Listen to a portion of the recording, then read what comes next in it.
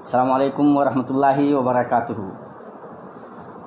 معزز ناظرین، حسب وعدہ ہم شیخ کے ساتھ ہیں اور تحریک دیوبند سے متعلق انشاءاللہ ہم شیخ سے گفتگو کریں گے۔ جزاکم اللہ خیرا شیخنا، بارک اللہ فیکم۔ اس سے پہلے ہم لوگ شاہ اللہ محدث دہلوی رحمۃ اللہ علیہ پہ ہم نے بات کی تھی، تحریک شہیدین پہ بات کی تھی، ساتھ ہی ہم لوگوں نے علی گڑھ تحریک پہ بات کی تھی۔ آج ہم لوگ اس سلسلے کو آگے بڑھا رہے ہیں، دیوبند تحریک پہ گفتگو کرنے کا ہم لوگوں کا ارادہ ہے اور انشاءاللہ اس پہ بات ہوگی۔ شیخ، بنیادی طور پہ جو دیوبند تحریک ہے وہ ایک تعلیمی تحریک ہے، ایک ادارہ کھولا گیا اور وہاں سے پھر جو صورتحال بعد میں ہوئی، بہرحال اس پہ انشاءاللہ ہم لوگ بڑھیں گے انشاءاللہ۔ عام طور پہ 1857 کو جب ہم لوگ دیکھتے ہیں تو ظاہر ایک طرف سر سید نکل کر کے آ رہے ہیں اور وہ خدمات انجام دے رہے ہیں، دوسری طرف دیوبند ایک مرکز کے طور پہ ابھر رہا ہے، لیکن بار بار ذہن میں یہ بات آتی ہے کہ اور مطلب یہ محسوس ہوتا ہے کہ شاید وہاں سے ایک شروعات ہو رہی ہے، یعنی علی گڑھ سے بھی ایک شروعات ہو رہی ہے، دیوبند سے بھی ایک شروعات ہو رہی ہے۔ تو ہمارا جو تعلیمی ڈھانچہ تھا ہم مسلمانوں کا ہندوستان میں، جو اتنی لمبی مدت تک ہم نے حکومتیں کی ہیں، لکھنے والے لکھتے ہیں کہ محمد بن تغلق کے زمانے میں صرف دہلی میں 1000 سے زائد مدارس تھے، اور مطلب یہ ہم نے وہاں ایک کہیں نہ کہیں تعلیمی انقلاب بھی برپا کیا تھا۔ تو یہ جو مطلب ہماری تاریخ رہی ہے، ہماری تعلیمی جو سرگرمیاں رہی ہیں وہ کیا رہی ہیں، اس کی کیا شکل تھی علی گڑھ یا دیوبند سے پہلے، اس پہ اگر ایک سرسری سا تبصرہ ہو جائے تو پھر انشاءاللہ ہم لوگ آگے بڑھتے ہیں۔ نحمدہ و نصلی علی رسول الکریم، اما بعد۔ دیکھیے، ہندوستان میں مسلمانوں کا جو نظام تعلیم و تربیت رہا ہے وہ تو پھر کئی صدیوں پر محیط ہے۔ صرف سمجھیے کہ دلی کے اندر 8ویں صدی کے شروع سے جو حکومت شروع ہوئی تو تقریباً 13ویں صدی ہجری کے آخر تک یا وسط تک رہی۔ اس سے پہلے بھی تعلیمی نظام تھا، اور ان سب ادوار کا جائزہ لینے کی ضرورت نہیں ہے، اس لیے کہ بہت لمبی گفتگو ہو جائے گی۔ لیکن مختصر میں یہ کہ 1857 سے پہلے، متصل پہلے 100 سال کے اندر 3 طرح کے ادارے تھے، 3 جگہ تھے، 3 طرح کا نظام تھا پڑھنے پڑھانے کا۔ مدارس تو بہت تھے، لیکن ان تینوں میں نمایاں خصوصیات تھیں کچھ، ان کی وجہ سے کہا جا سکتا ہے کہ وہ نمایاں ادارے تھے۔ ایک تو جو دلی میں شاہ ولی اللہ، بلکہ ان سے پہلے بھی ان کے والد شاہ عبد الرحیم صاحب کا مدرسہ رحیمیہ تھا، تو شاہ ولی اللہ کا ادارہ چلا رہا تھا، ان کا مدرسہ چلا رہا تھا۔ ان کے بیٹے پھر شاہ عبدالعزیز ان کے مسند درس پر بیٹھے، پھر بعد میں شاہ محمد اسحاق بیٹھے، یہاں تک کہ پھر وہ 1857 تک تقریباً، پھر وہ اس سے پہلے ہی ہجرت کر کے چلے جاتے ہیں 1258 ہجری میں۔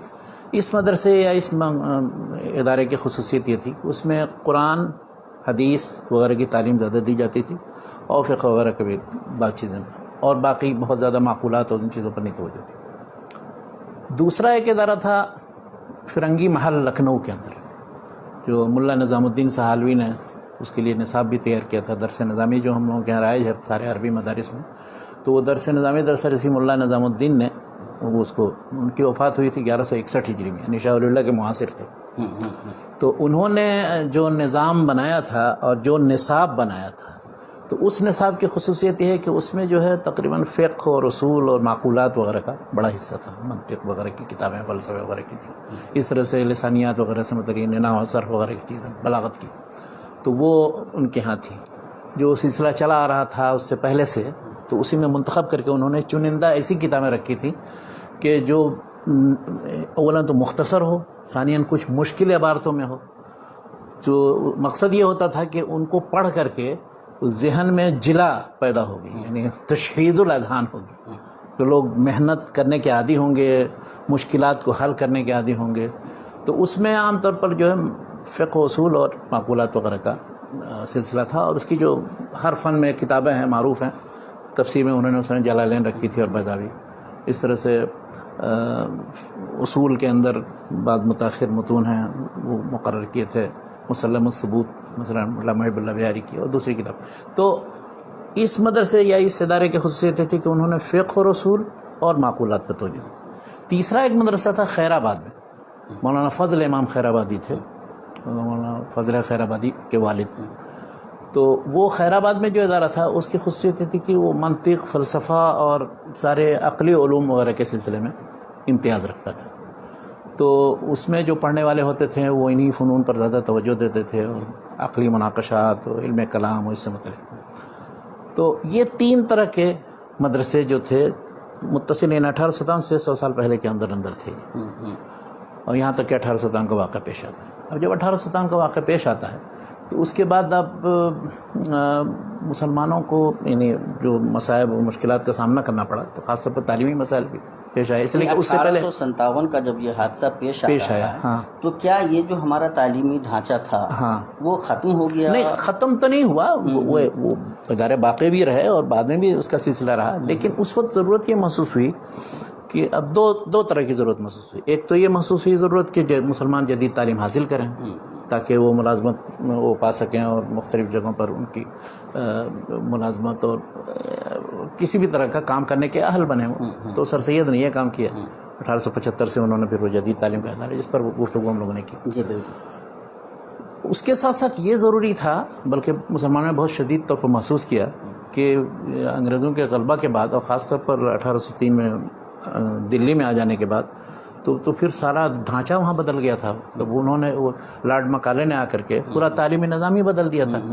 اب جب تک کہ آپ انگریزی نہیں پڑھیں گے، اردو نہیں پڑھیں گے اور دوسرے علوم فنون، تو اس وقت آپ سول سروس کے لائق ہی نہیں ہیں. پہلے لوگ قاضی بن جاتے تھے اور دوسرے اس میں اچھی پوسٹ مل جاتی تھی، وہ بالکل ہی ختم ہو گیا سلسلہ.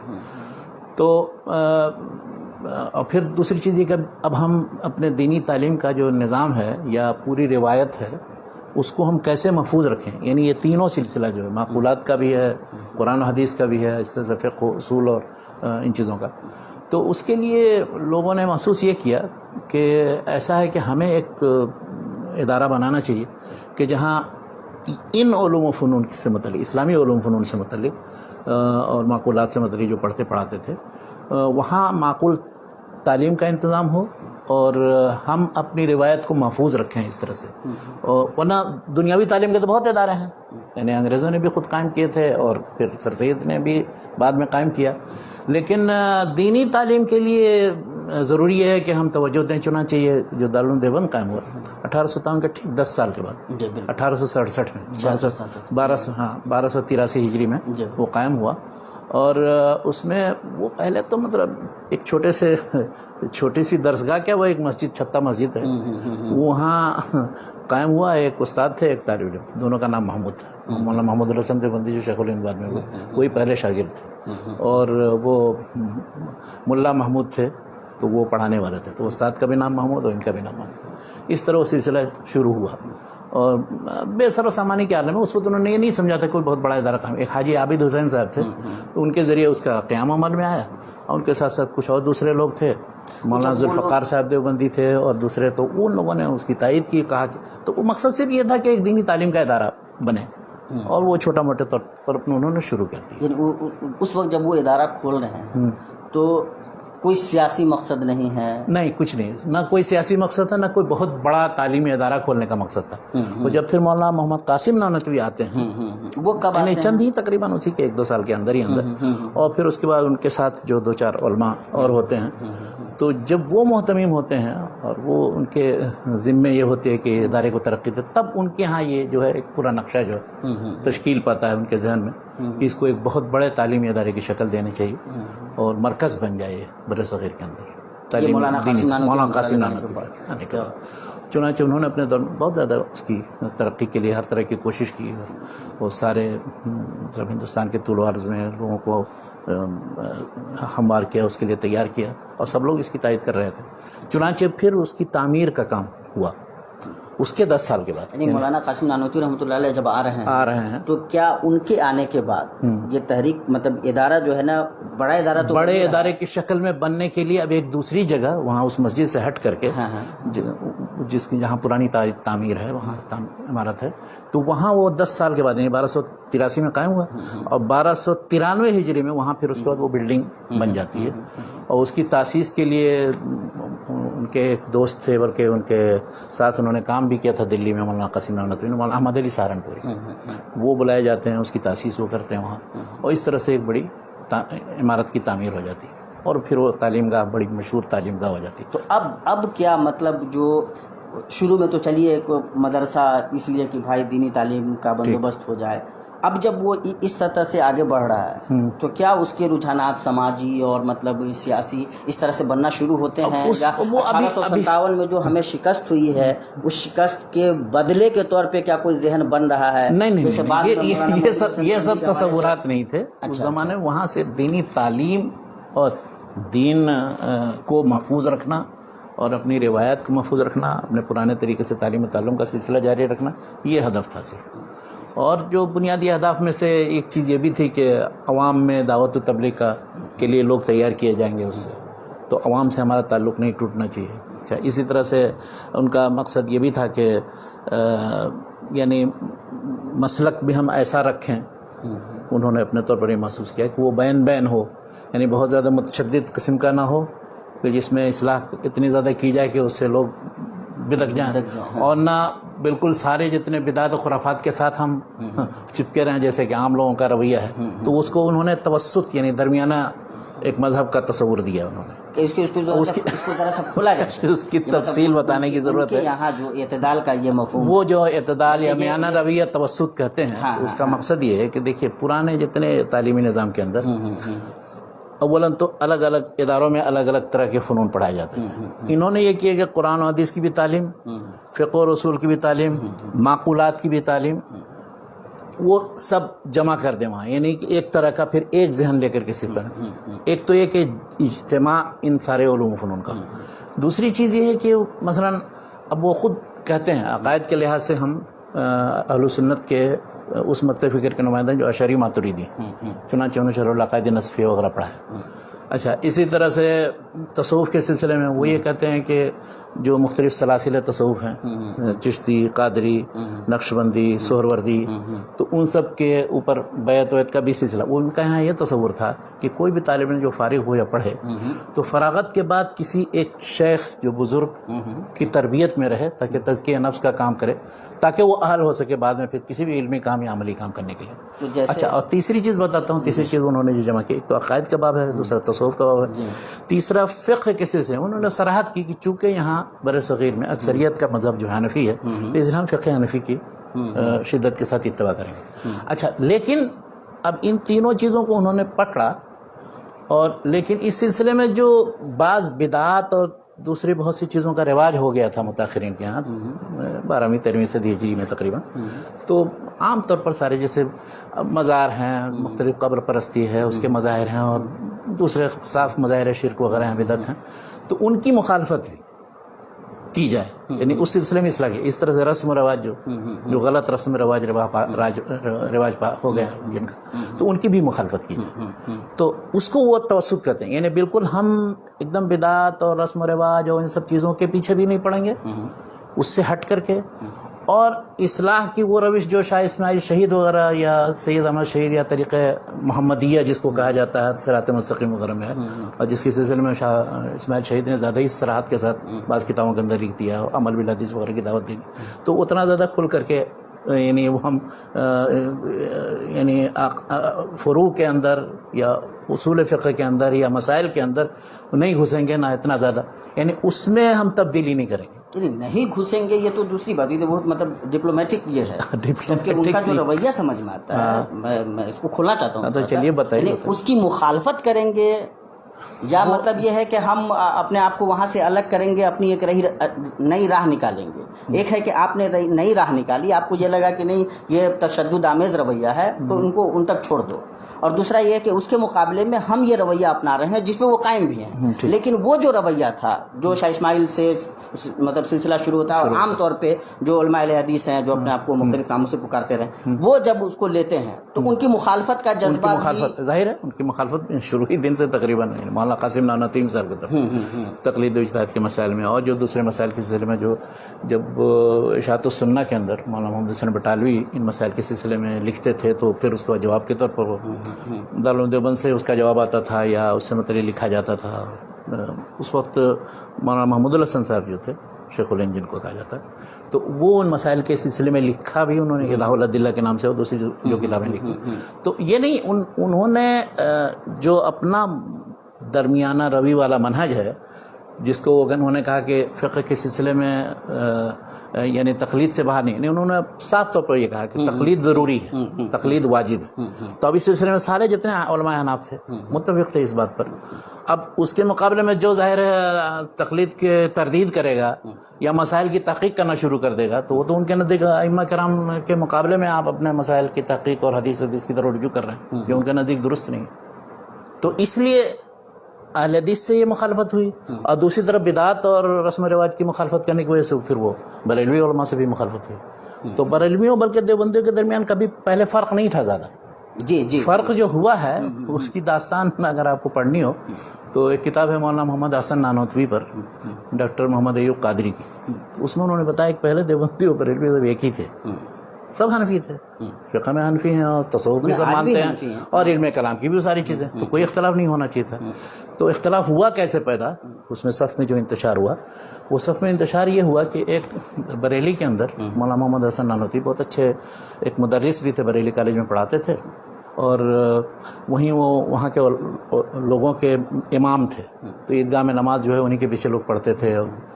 تو ایک سال یہ ہوا، اور اس کی وجہ یہ ہوئی کہ 1288 ہجری میں ایک مناظرہ ہوا. تو اس میں مناظرے میں ایک مولانا عبد القادر بدایونی جو مولانا فضل رسول بدایونی کے بیٹے تھے، ان کے درمیان مولانا امیر احمد ساسوانی کے درمیان امکان نظیر اور امتناع نظیر کے مسئلے میں بحث ہوئی. امکان نظیر کا مطلب یہ ہے کہ کیا اللہ تعالیٰ اللہ کے رسول صلی اللہ علیہ وسلم جیسا کوئی اور کسی کو پیدا کر سکتا ہے کہ نہیں. یہ مسئلہ امکان نظیر یہ شاہ اسماعیل شہید کے زمانے سے یہ سلسلہ شروع ہوا تھا. تو اس پر وہ جو مناظرہ ہوا تو اس سے متعلق دو رائے ہو گئی علماء کی.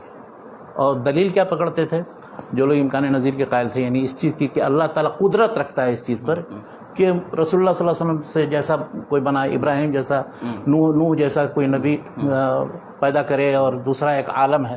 تو ایک اثر ہے ابن عباس رضی اللہ عنہ سے منقول، وہ اثر یہ ہے کہ وہ قرآن کی ایک آیت ہے کہ وَمِنَ الْأَرْضِ مِثْلُهُنَّ اللہ الذی خلق السماوات خلق الارض خلق کیا ہے خلق السماوات اللہ الذی خلق السماوات کیا ہے ومن الارض مثلہن. تو 7 طبقے جو ہے اللہ الذی خلق السبع سماوات ومن الارض مثلہن، تو سورۃ طلاق کی آیت ہے. تو اس میں یہ ہے کہ آسمان جیسے 7 ہیں اسی طرح سے زمین 7 ہے.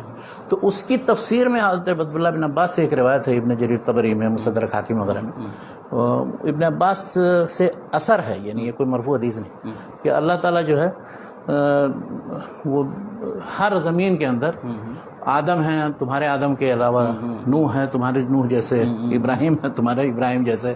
تو اس سے ایک یہ سمجھ میں آتا ہے، لوگوں نے جو اس پہ اعتراض کیا، اولاً تو یہ حدیث ہے کہ صحیح کہ نہیں صحیح، اس پر بحث ہوئی. تو کچھ لوگ اس کی صحت کے قائل، مولانا عبداللہ لکھنوی مثال کے طور پر، مولانا محمد قاسم نانوتوی وغیرہ اس کے صحت کے قائل تھے، اور دوسرے ان کے مخالف جو بریلوی علماء تھے. اس زمانے میں مولانا احمد رضا خان بریلوی کے والد تھے ایک علی نقی بریلوی، احمد رضا خان بریلوی کے والد علی نقی صاحب. تو علی نقی صاحب نے اس مسئلے کو بنیاد بنا کر کے وہاں مولانا محمد حسن نانوتوی جو وہ بھی اس مسئلے میں مولانا عبداللہ وغیرہ کے مولانا نانوتوی صاحب کے معید تھے، ان کے پیچھے ان کی امامت میں نماز پڑھنا یا جمعہ اس میں عیدین میں نماز پڑھنے کے لیے بالکل مخالفت کرنا شروع کر کہ اگر یہ پڑھائیں گے تو ہم نہیں پڑھیں گے ان کے پیچھے. یہ احمد رضا خان بریلوی کے جو والد تھے مولانا نقی علی صاحب جو وفات 1297 ہجری میں ہوئی. تو انہوں نے یہ 1290 کا ہجری کا واقعہ ہے. تو اب انہوں نے کہا، یہ سیدھے سادے تھے بیچارے، علم دوست آدمی تھے. مولانا محمد حسن نانوتوی صاحب نے یہ کہا کہ بھائی کوئی بھی پڑھائے، میں فلاں پڑھا دے، کوئی بھی پڑھائے، مجھے کوئی ضرورت. جب گئے وہاں پڑھنے کے لیے نماز، تو لوگوں نے کہا کہ نہیں آپ ہی نماز پڑھائیں گے، دوسرا نہیں پڑھائے گا. تو چنانچہ وہاں پھر مولانا نقی علی صاحب نے الگ ایک دوسری جگہ نماز پڑھی عید کی، اور ان کی اقتداء میں دوسرے لوگوں نے پڑھی. تو وہیں سے وہ دیوبندی بریلوی کا اختلاف شروع ہوتا ہے. اس سے پہلے کوئی دیوبندی بریلوی نہیں کہا جاتا تھا، سب پڑھتے تھے اس دیوبند کے مدرسے میں، سب حنفی تھے. اس لیے کہ فقہ میں، سلوک میں اور کلام میں، عقائد میں سب متفق ہیں، اس میں کوئی اختلاف نہیں تھا. ہاں زیادہ زیادہ بعض بدعت کے سلسلے میں غلو، تو وہ بھی بلکہ بعض بدعت کے سلسلے میں غلو کی کیا بات. یعنی اگر آپ عقائد کی کتابیں دیکھیے دیوبندی علماء کی لکھی ہوئی، جیسے حفظ الامان ایمان ہے مولانا اشرف علی تھانوی کی، یا مثلا مولانا خلیل احمد سہارنپوری کے بارے نقاطع ہے، یا جو بھی کوئی عقیدے کی کتاب، نظری جتنی کتاب ہے اس میں سب ان چیزوں کو بدعات اور خرافات اور شرکیات کا ہے.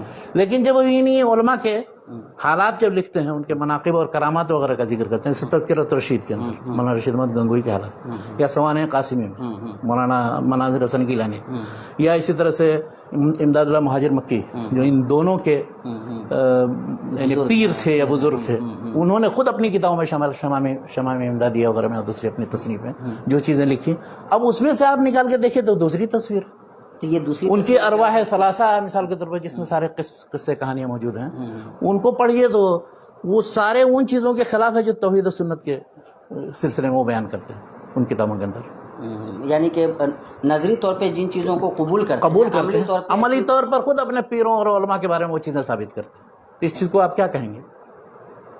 عجیب. یہ مسئلہ پیدا ہوا تھا اس زمانے سے ہی. یہ دو اچھا اس کی ابتدا جو ہوئی ہے بعد میں ابھی نہیں ہوئی ہے، جو ارشد القادری نے جو کتاب لکھی بہت پہلے یہ ہوا. یہ کہ ایک بار مولانا احمد رضا خان بریلوی صاحب آئے سن 1323 ہجری میں، حرمین شریفین میں آئے مکہ مدینہ کے اندر، اور یہاں یہ کیا ہے کہ انہی کتابوں سے وہ مولانا خلیل احمد سہارنپوری نے کیا کہا، مولانا رشید احمد گنگوئی نے کیا کہا، مولانا قاسم نانوتوی نے ایسا کہا دیا، اس کا مطلب ہے کہ انکار ختم نبوت ہے وغیرہ وغیرہ، اور قادیانی مثلا یہ کہتا ہے.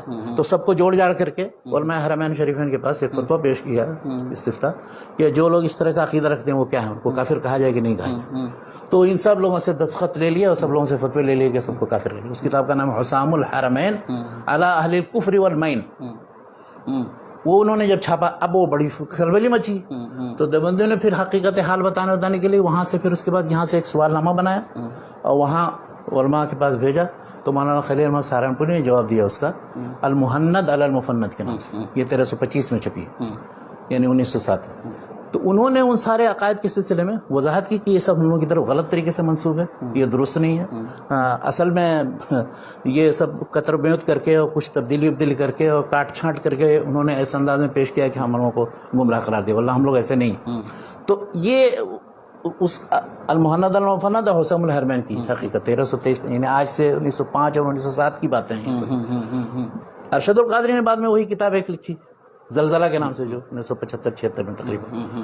تو اب اس میں بھی یہی کیا انہوں نے کہ آپ ایک طرف عقیدے میں یہ چیزیں بیان کرتے تقویت الایمان میں یہ ہے، اور فلاں میں حفظ الایمان میں یہ ہے، براہین قاطعہ میں یہ ہے، اور اس کے بعد پھر اپنے بزرگوں کے جب حالات لکھتے ہیں کشف و کرامت سے متعلق تو اس میں پتہ نہیں کیا کیا چیزیں لکھ دیتے ہیں. تو وہ یہ کیا ہے؟ تو اب یہ دونوں جو تضاد ہے، آپ یہ مانتے ہیں یا یہ مانتے ہیں؟ یہ سوال جب کیا تو اب وہ لوگوں نے اس کے بعد اس کے رد میں بہت سی کتابیں لکھی.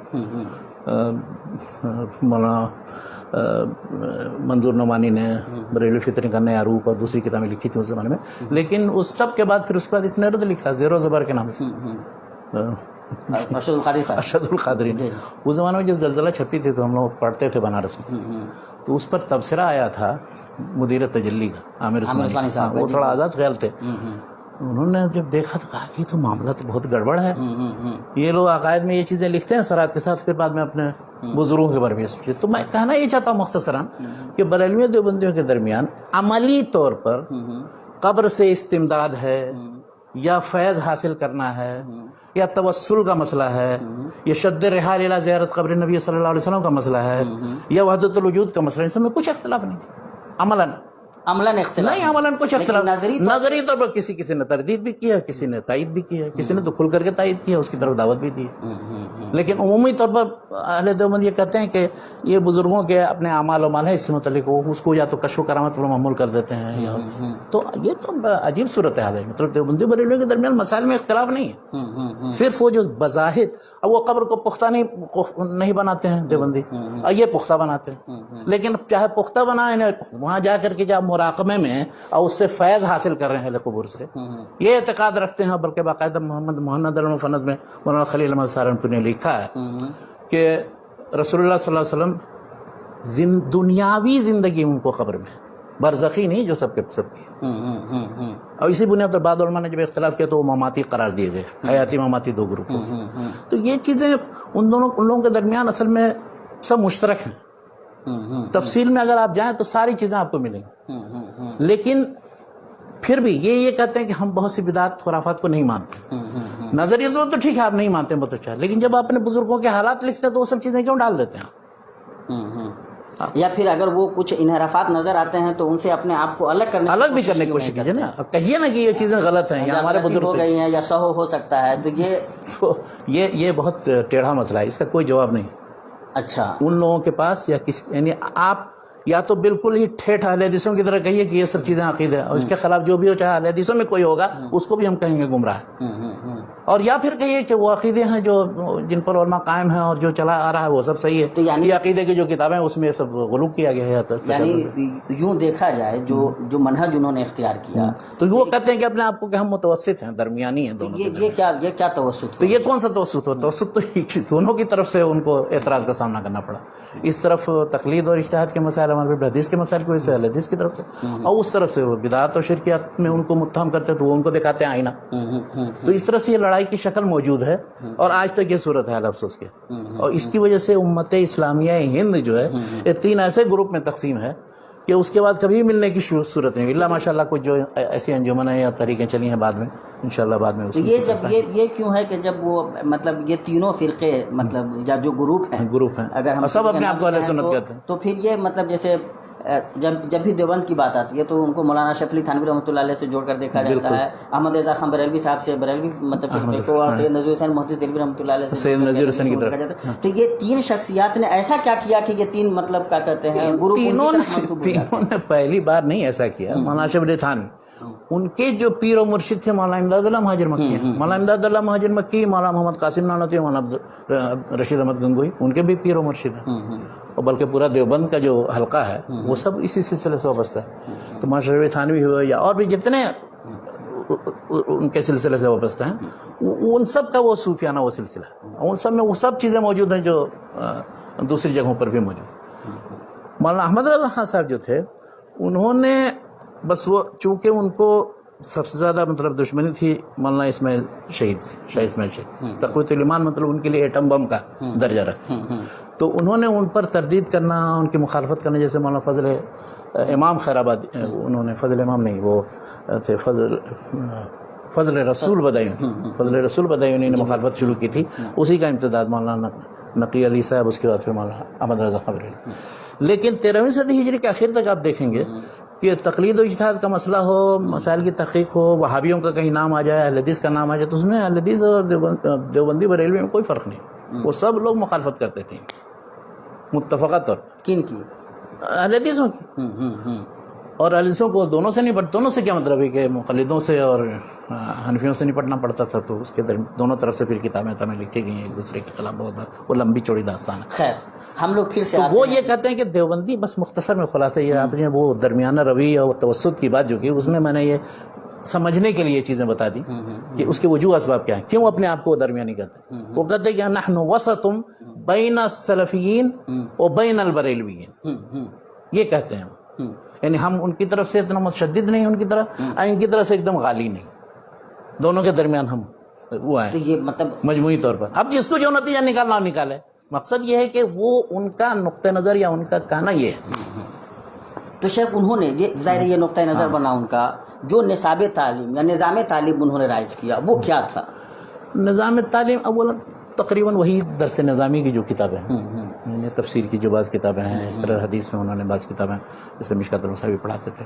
پھر انہوں نے دورہ حدیث 1 سال رکھا تھا کہ 6 کتب ستہ کیا بلکہ اور بھی حدیث کی جو دوسری کی جیسے معانی الاثار طحاوی کی یا اسی طرح سے موطا امام محمد وغیرہ, وہ سب بھی پڑھا دیتے تھے. دورہ حدیث جس میں کہتے ہیں کہ 1 سال میں ساری حدیث کی کتابیں پڑھا دی جائیں.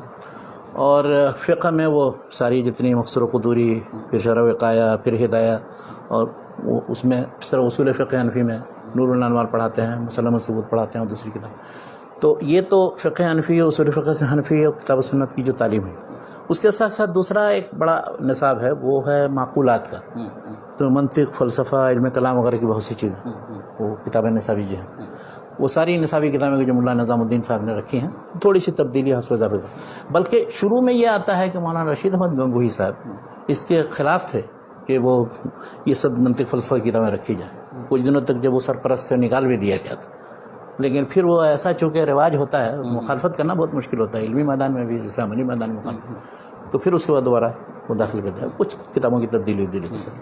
تو یہ معقولات کا نصاب ہوا. یوں سمجھ میں آتا ہے کہ مولانا رشید احمد گنگوہی جو تھے وہ نسبتاً علماء دیوبند میں یہ کہا جائے گا کہ بالکل وہ غلو کی طرف جانے میں یا بہت زیادہ دیوبندیوں بریلویوں کے قریب ہونے میں وہ ایک طرح سے مانے تھے، اور انہوں نے لوگوں کو موڑ دیا سنت و توحید کی طرف. اگر وہ روش اختیار کی جاتی جو عام علماء دیوبند کے دوسرے لوگوں کے، تو پھر بہت زیادہ غالب ان کے درمیان کوئی فرق نہیں رہ جاتا. یہ مولانا رشید احمد گنگوہی نسبتاً ان کے. اچھا، کیا بات. ہاں، بلکہ ان سے کبھی کبھی سوال بھی کیا گیا، یعنی اگرچہ انہوں نے رد کیا ہے، مسائل کے سلسلے میں مناقشہ بھی کیا ہے اہل حدیثوں سے، لیکن یہ کہ ان سے جب اہل حدیث کے بارے میں سوال کیا جاتا تھا تو وہ بہت ہی معتدل رائے رکھتے تھے. وہ کہتے کہ اہل سنتی کا ایک گروپ ہے، ٹھیک ہے، ہمارا ان سے کچھ مسائل میں. اور اس طرح کے بعض فتح بعض علماء دیوبند بھی دیتے ہیں، جیسے مولانا کفایت اللہ دہلوی اور دوسرے. لیکن عام علماء دیوبند جو ہے وہ دیوبندی، وہ سارے اہل حدیث کے بھی مخالف ہیں، بریلویوں کے مخالف. یعنی جتنی شدت کے ساتھ مخالفت وہ بریلویوں کی کرتے ہیں، وہ اس سے زیادہ شدت کے ساتھ ان کی کرتے ہیں، اس لیے کہ یہ ہمارے امام کی توہین کرتے ہیں. ان کے تصور، ان کو فتنہ غیر مقلد، رد غیر مقلد وغیرہ وغیرہ، وہ پتہ نہیں کیا کہ بہت سی کتابیں. ابو بکر غازی پوری تک انتقال ہو گیا ان کا، اور بھی دوسرے لوگ وہ لگے ہوئے ہیں ابھی بھی. بلکہ دارالعلوم کی طرف سے اس طرح کا کام ہوتا ہے، جمعیت العلماء کے پلیٹ فارم سے اس طرح کا کام ہوتا ہے. تو یہ سب کام ہو رہا ہے اور ہوتا رہتا ہے، اور لڑتے بھیڑتے رہتے ہیں. کم سے کم جمعیت العلماء کے پلیٹ فارم سے تو نہیں ہونا چاہیے. جمعیت العلماء تو جس غرض سے انشاءاللہ اگر اس پر آئیں گے تو گفتگو کریں گے. لیکن یہ کہ مدارس میں یہی سلسلہ ہے، ہر مدرسہ اپنے مکتب فکر کی نمائندگی کرتا ہے، سمجھتا ہے کہ ان مسائل کی طرف سے جب تک کہ پرزور دفاع نہ کیا جائے اس وقت اسلام کی خدمت نہیں ہوئی. نہیں، یہ تو ان کا حق بھی مانا جانا چاہیے، ٹھیک ہے، لیکن کم سے کم جو مطلب کیا کہتے ہیں ملی پلیٹ فارمز تھے، ہے نا، جو متحدہ پلیٹ فارم تھے، ان کو ان چیزوں کے لیے مشترک جو چیزیں ہیں، ان کو جو مسلمانوں کے ملی مسائل ہیں ان کے لیے استعمال کرنا چاہیے. ان کا استعمال اس طرح سے نہیں ہونا چاہیے جو افسوسناک حد تک کبھی کبھی ہم اپنی نادانیوں سے ایسا کر گزرتے ہیں، اور ظاہر ہے جس کا نقصان بہرحال پوری ملت کو اٹھانا پڑتا ہے. شاید یہ جو تیسرا جو وہ مجموعہ کتب ہے وہ عربی زبان، اس کے قواعد اور اس کے ادب و رسم متعلق. لیکن اب اس میں یہ ہے کہ اب وہ صرف اور نحو اور بلاغت کی ایسی کتابیں رکھی ہیں کہ اس سے اتنے سال پڑھنے کے بعد بھی عربی نہیں آتی. بہت کم لوگ ہیں ایسے کہ جو اپنے طور پر پھر سیکھتے ہیں یا کسی دوسری جگہ چلے جاتے ہیں. تو اس کی شکایت بھی بہت سے لوگوں کو ہے، اور اس کی اصلاح کرنے کے لیے بات بن رہی. تو یہ معقولات کا اور عربی زبان اور قواعد اور نحو صرف و بلاغت کی تعلیم، اور اس طرح سے تفسیر، حدیث، فقہ وغیرہ کی تعلیم، اور عقائد میں وہی علم کلام جو اشعری ماتریدی منہج کے مطابق وہ چیزیں پڑھائی جاتی ہیں. تو یہ سارے دیوبندی بریلوی مدارس میں بھی یہی صورتحال ہے. اہل حدیث مدارس میں بہت حد تک یہی صورتحال تھی، لیکن بعد میں انہوں نے پھر تبدیلی کر کے علم کلام کی کتابیں ساری نکال دی، حتیٰ کہ بعد مدارس میں تو فقہ حنفی کی بھی کتابیں نکال دی. اب یہ تو بہت غلط بات ہے. میں تو سمجھتا ہوں کہ جو چیز جہاں جس جگہ رہے جو وہ چیز پڑھنی چاہیے. معلومات کے لیے فقہ حنفی میں کیا چیزیں ہیں ہم لوگوں نے خود پڑھی ہے. اس طرح سے علم کلام کی، اب علم کلام کی کتابیں آپ نہیں پڑھیں گے، سمجھیں گے نہیں متکلمین کیا کہتے ہیں. تو متکلمین کے رد میں یا مناقشے میں کیسے آپ امام ابن تیمیہ کی گفتگو یا کسی دوسرے کی گفتگو آپ کیسے سمجھیں؟ حتیٰ کہ شاہ ولی اللہ کی گفتگو آپ نہیں سمجھ سکتے. میں یہ سوچ رہا ہوں کہ جیسے مثال کے طور پر آپ نے یونانی منطق و فلسفہ کی کتابیں نکالی، تو آج کے زمانے کا جو علم کلام ہے، جو سائنس ٹیکنالوجی کی دنیا ہے، اور جہاں سے مطلب مسائل آ رہے ہیں سامنے، تو آپ کو اس طرح کی چیزیں تو لانی چاہیے تھیں. لانا چاہیے تھا، تمنا یہ تھی لوگوں کی، اور چاہتے بھی ہیں بہت سے علماء. لیکن مشکل یہ ہے کہ ایک نظام تعلیم کہیں کسی جگہ رائج ہوتا ہے اور ایک نصاب، تو اس کو بدلنا بہت مشکل ہوتا ہے. مفتی محمد شفیع صاحب مرحوم جو دارالعلوم کراچی میں تھے، تو اس وقت انہوں نے ایک تھے سید حسن عسکری جو بہت مشہور نقاد اور بعد میں تصوف کی طرف چلے گئے اور مولانا اشرف علی تھانوی سے بہت متاثر ہوئے. ان سے یہ کہا تھا کہ آپ ایسا کیجئے کہ مغربی فکر کی جو گمراہیاں ہیں ان کو آپ ایک کتاب کے اندر جمع کر دیں، تاکہ اس کو پڑھانا اور لوگوں کو بتانا، طلبہ کو سمجھانا آسان. چنانچہ انہوں نے ایک کتاب لکھی، ان کے مجموعہ مقالات کے اندر حسن عسکری میں. تو اس میں انہوں نے جتنے مغربی فکر کی گمراہیاں 17ویں 18ویں 19ویں صدی 20ویں صدی تک ہیں وہ سب انہوں نے بیان کی. اور وہ مولانا تقی عثمانی جس زمانے میں پڑھتے تھے اس میں اس وقت پڑھایا بھی جاتا تھا کچھ دن. لیکن اب یہ تھوڑے دن تک جوش آتا ہے کسی کو، اس کا پھر وہی ختم، پھر وہی پرانی رویش جو ہے نصاب تعلیم کی وہ عود کراتی. آپ حال یہ ہے مدارس کے اندر، یہ دارالعلوم دیوبند نہیں سارے مدارس ہیں، کہ وہاں اگر کوئی اس کتاب کے مقابلے میں کوئی اچھی کتاب آپ مقرر کر دیں، اس کو لوگ قبول کرنے کے لیے مدرسین تیار ہوں گے، اس لیے کہ وہ پڑھتے پڑھاتے رہے ہیں دوسری کتاب، اس کی شروع ماشاءاللہ تیار ہو گئے. دیوبند تو اس میدان میں مشہور ہے، ہر کتاب کی اردو شرح یا اس کا اردو ترجمہ حواشی واشی کے ساتھ وہ قسطوں پر باقاعدہ وہ بکتا تھا، اور طلبہ اور اہل علم و اساتذہ خریدتے تھے، جس کی وجہ سے سارا عربیت کا جو بھی ذوق تھا عربی سیکھنے کا وہ سب ختم ہو گیا. ہاں، بس 2-4 آدمی تھے وہاں بیچارے، مولانا وحید الزمان صاحب کیرانوی زندگی بھر لغت تیار کرتے رہے یا اور بھی کچھ ان کے بعد تلامذہ تھے، یا اس سے پہلے مولانا اعزاز علی دیوبندی تھے، وہ تھے ادب اور لغت کے میدان میں، لکھنے پڑھنے کے میدان میں. لیکن اکثریت یہ تھی کہ دیوبند کے اندر ہو یا دیوبند کے اس میدان میں تو سب مدارس والے جیسے اللہ ماشاء اللہ چند مدارس میں جہاں جدید انہیں عربی سیکھنے اپنے کی طرف ٹھیک سے توجہ دی گئی اور اس کے لیے انہوں نے کوشش کی. تو یہ نظام تعلیم تھا ان کا، یہ 3 مباحث مطلب کیا کہتے ہیں بنیادی موضوعات تھے جن پہ انہوں نے فوکس کیا. کیا اثرات مرتب ہوئے ان کے؟ اثرات یہ مرتب ہوئے، دیکھیے اثرات تو بہت ہیں، اس لیے کہ ان کے جو فارغین ہیں بہت بڑی تعداد میں، ہم سمجھتے ہیں کہ 1.5 لاکھ کی تعداد لگ بہت بڑی تعداد ہے. اور ان کا جو ہدف تھا، دیکھیے 3-4 بنیادی اہداف و مقاصد تھے. ایک تو یہ کہ علماء کو عوام سے جوڑے رکھا جائے، تو اس کے لیے فارغ ہو کر کے ہر ایک نے اپنی اپنی ایک بستی ہے، ایک گاؤں ہے، ایک شہر ہے، کوئی علاقہ ہے، قصبہ ہے، وہ سنبھال لیا. چنانچہ آپ دیکھیے ہندوستان برصغیر کے طول و عرض میں ہر جگہ ان کے فارغین موجود ہیں، یا ان جیسے جو مدارس اور ادارے ہیں. ایک تو یہ ہوا کہ ان میں دینی رہنمائی کا کام ہو. دوسری چیز ہے کہ وہاں شعبہ افتاء جو تھا اس کی وجہ سے یہ تھا کہ ایک بہت بڑا مرکز بن گیا کہ سارے جتنے مشکل مسائل ہیں یا جو درپیش مسائل ہیں وہ مسلمان جو ہے ان سے فتویٰ حاصل ہوتے ہیں. دارالفتاء کا بہت بڑا اثر، چنانچہ برصغیر میں سب سے معتمد تقریباً ادارہ سمجھا جاتا ہے وہ دارالفتاء. کہیں کسی جگہ کوئی مسئلہ پیش آیا، اختلافی چیز ہو تو اس سے رجوع کرتے ہیں. ایک تو یہ. تیسری چیز یہ ہوئی کہ انہوں نے یعنی عوام کی مذہبی رہنمائی اور فتویٰ دینا تو ہے ہی، رسم و رواج کی بہت اصلاح کی. یعنی اس معاملے میں بہرحال ان کا اعتراف کرنا پڑتا ہے کہ بہت سی جگہ جو خاص طور سے ہندوستانی کے رسم میں یا دوسرے غلط سلط جو رسوم رواج تھے ان میں بہت حد تک اصلاح یا شیعت کے اثرات جو تھے تو وہ اس پر بھی مطلب بہت بند لگانے کی کوشش. اور عمومی طور پر دعوت تبلیغ، بلکہ دعوت تبلیغ تو عمومی طور پر تو کہا جائے تو سب سے زیادہ گاؤں گاؤں پھیل کر کے تو انہی کے ایسے منتسب جو لوگ تھے، اور خاص طور پر تبلیغ جماعت قائم ہوئی 1927 کے بعد، وہ تو ہر جگہ جا کر کے مان لو الیاس کاندھلوی اور ان کے بعد سے جو دعوت شروع ہوئی تو ہر جگہ جا کر کے انہوں نے یعنی کتنے جو ایسے تھے گمراہی میں یا بے دین تھے یا کلمہ بھی نہیں آتا ہے، نماز پڑھنا نہیں آتا، ان لوگوں کو دین کی طرف لانے کا. تو یہ ایک بہت بڑا اثر ہے. یہ بھی دارالعلوم دیوبند ان کے فارغین کی وجہ سے کہا جا سکتا ہے کہ سب سے زیادہ اثر پڑا. اچھا، اس کے علاوہ پھر یہ کہ اس زمانے میں جس زمانے میں دارالعلوم دیوبند قائم ہوا تھا تو اس وقت آپ دیکھیے اگر اس وقت مشنری کی تاریخ اگر آپ پڑھیں عیسائی مشنری کی، وہ لوگ جا کر کے ہر جگہ چیلنج کرتے رہتے تھے مسلمانوں کو اور ہر جگہ وہ پمفلٹ بانٹتے تھے. تو ان سے مناظرہ کی نوبت، ان پر رد کرنے کا کام یہ تو مولانا قاسم نانوتوی نے شروع کر دیا تھا اپنی زندگی میں پہلے بھی اور پھر دارالعلوم دیوبند میں رہتے ہوئے بھی. اور کئی جگہ مختلف جگہوں پر جیسے مختلف مذاہب والے اپنے اپنے مذہب کے بارے میں بتاتے ہیں تو میلہ خدا شناسی میں ایک اپنی تقریر کی تھی وہاں شاہجہاں آباد کے اندر. اسی طرح ایک روڑکی ایک جگہ ہے یو پی کے اندر، وہاں بھی اسی طرح سے ایک ہوا تو قبلہ نما کے نام سے ایک کتاب لکھی. اور دوسرے علماء نے بھی کافی.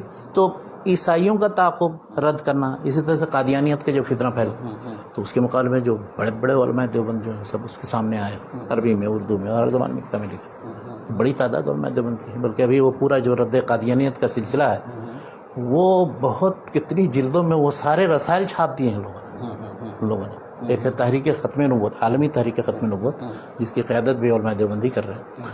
تو ان لوگوں نے وہ ساری کتابیں چھاپ دی، حتیٰ کہ اس میں جن علماء اہل حدیث نے کام کیا وہ کتابیں بھی سب اس میں ڈال دی. ایک جلد پوری مولانا صلی اللہ علیہ وسلم کے رسائل پر مشتمل ان لوگوں نے چھاپا ہے.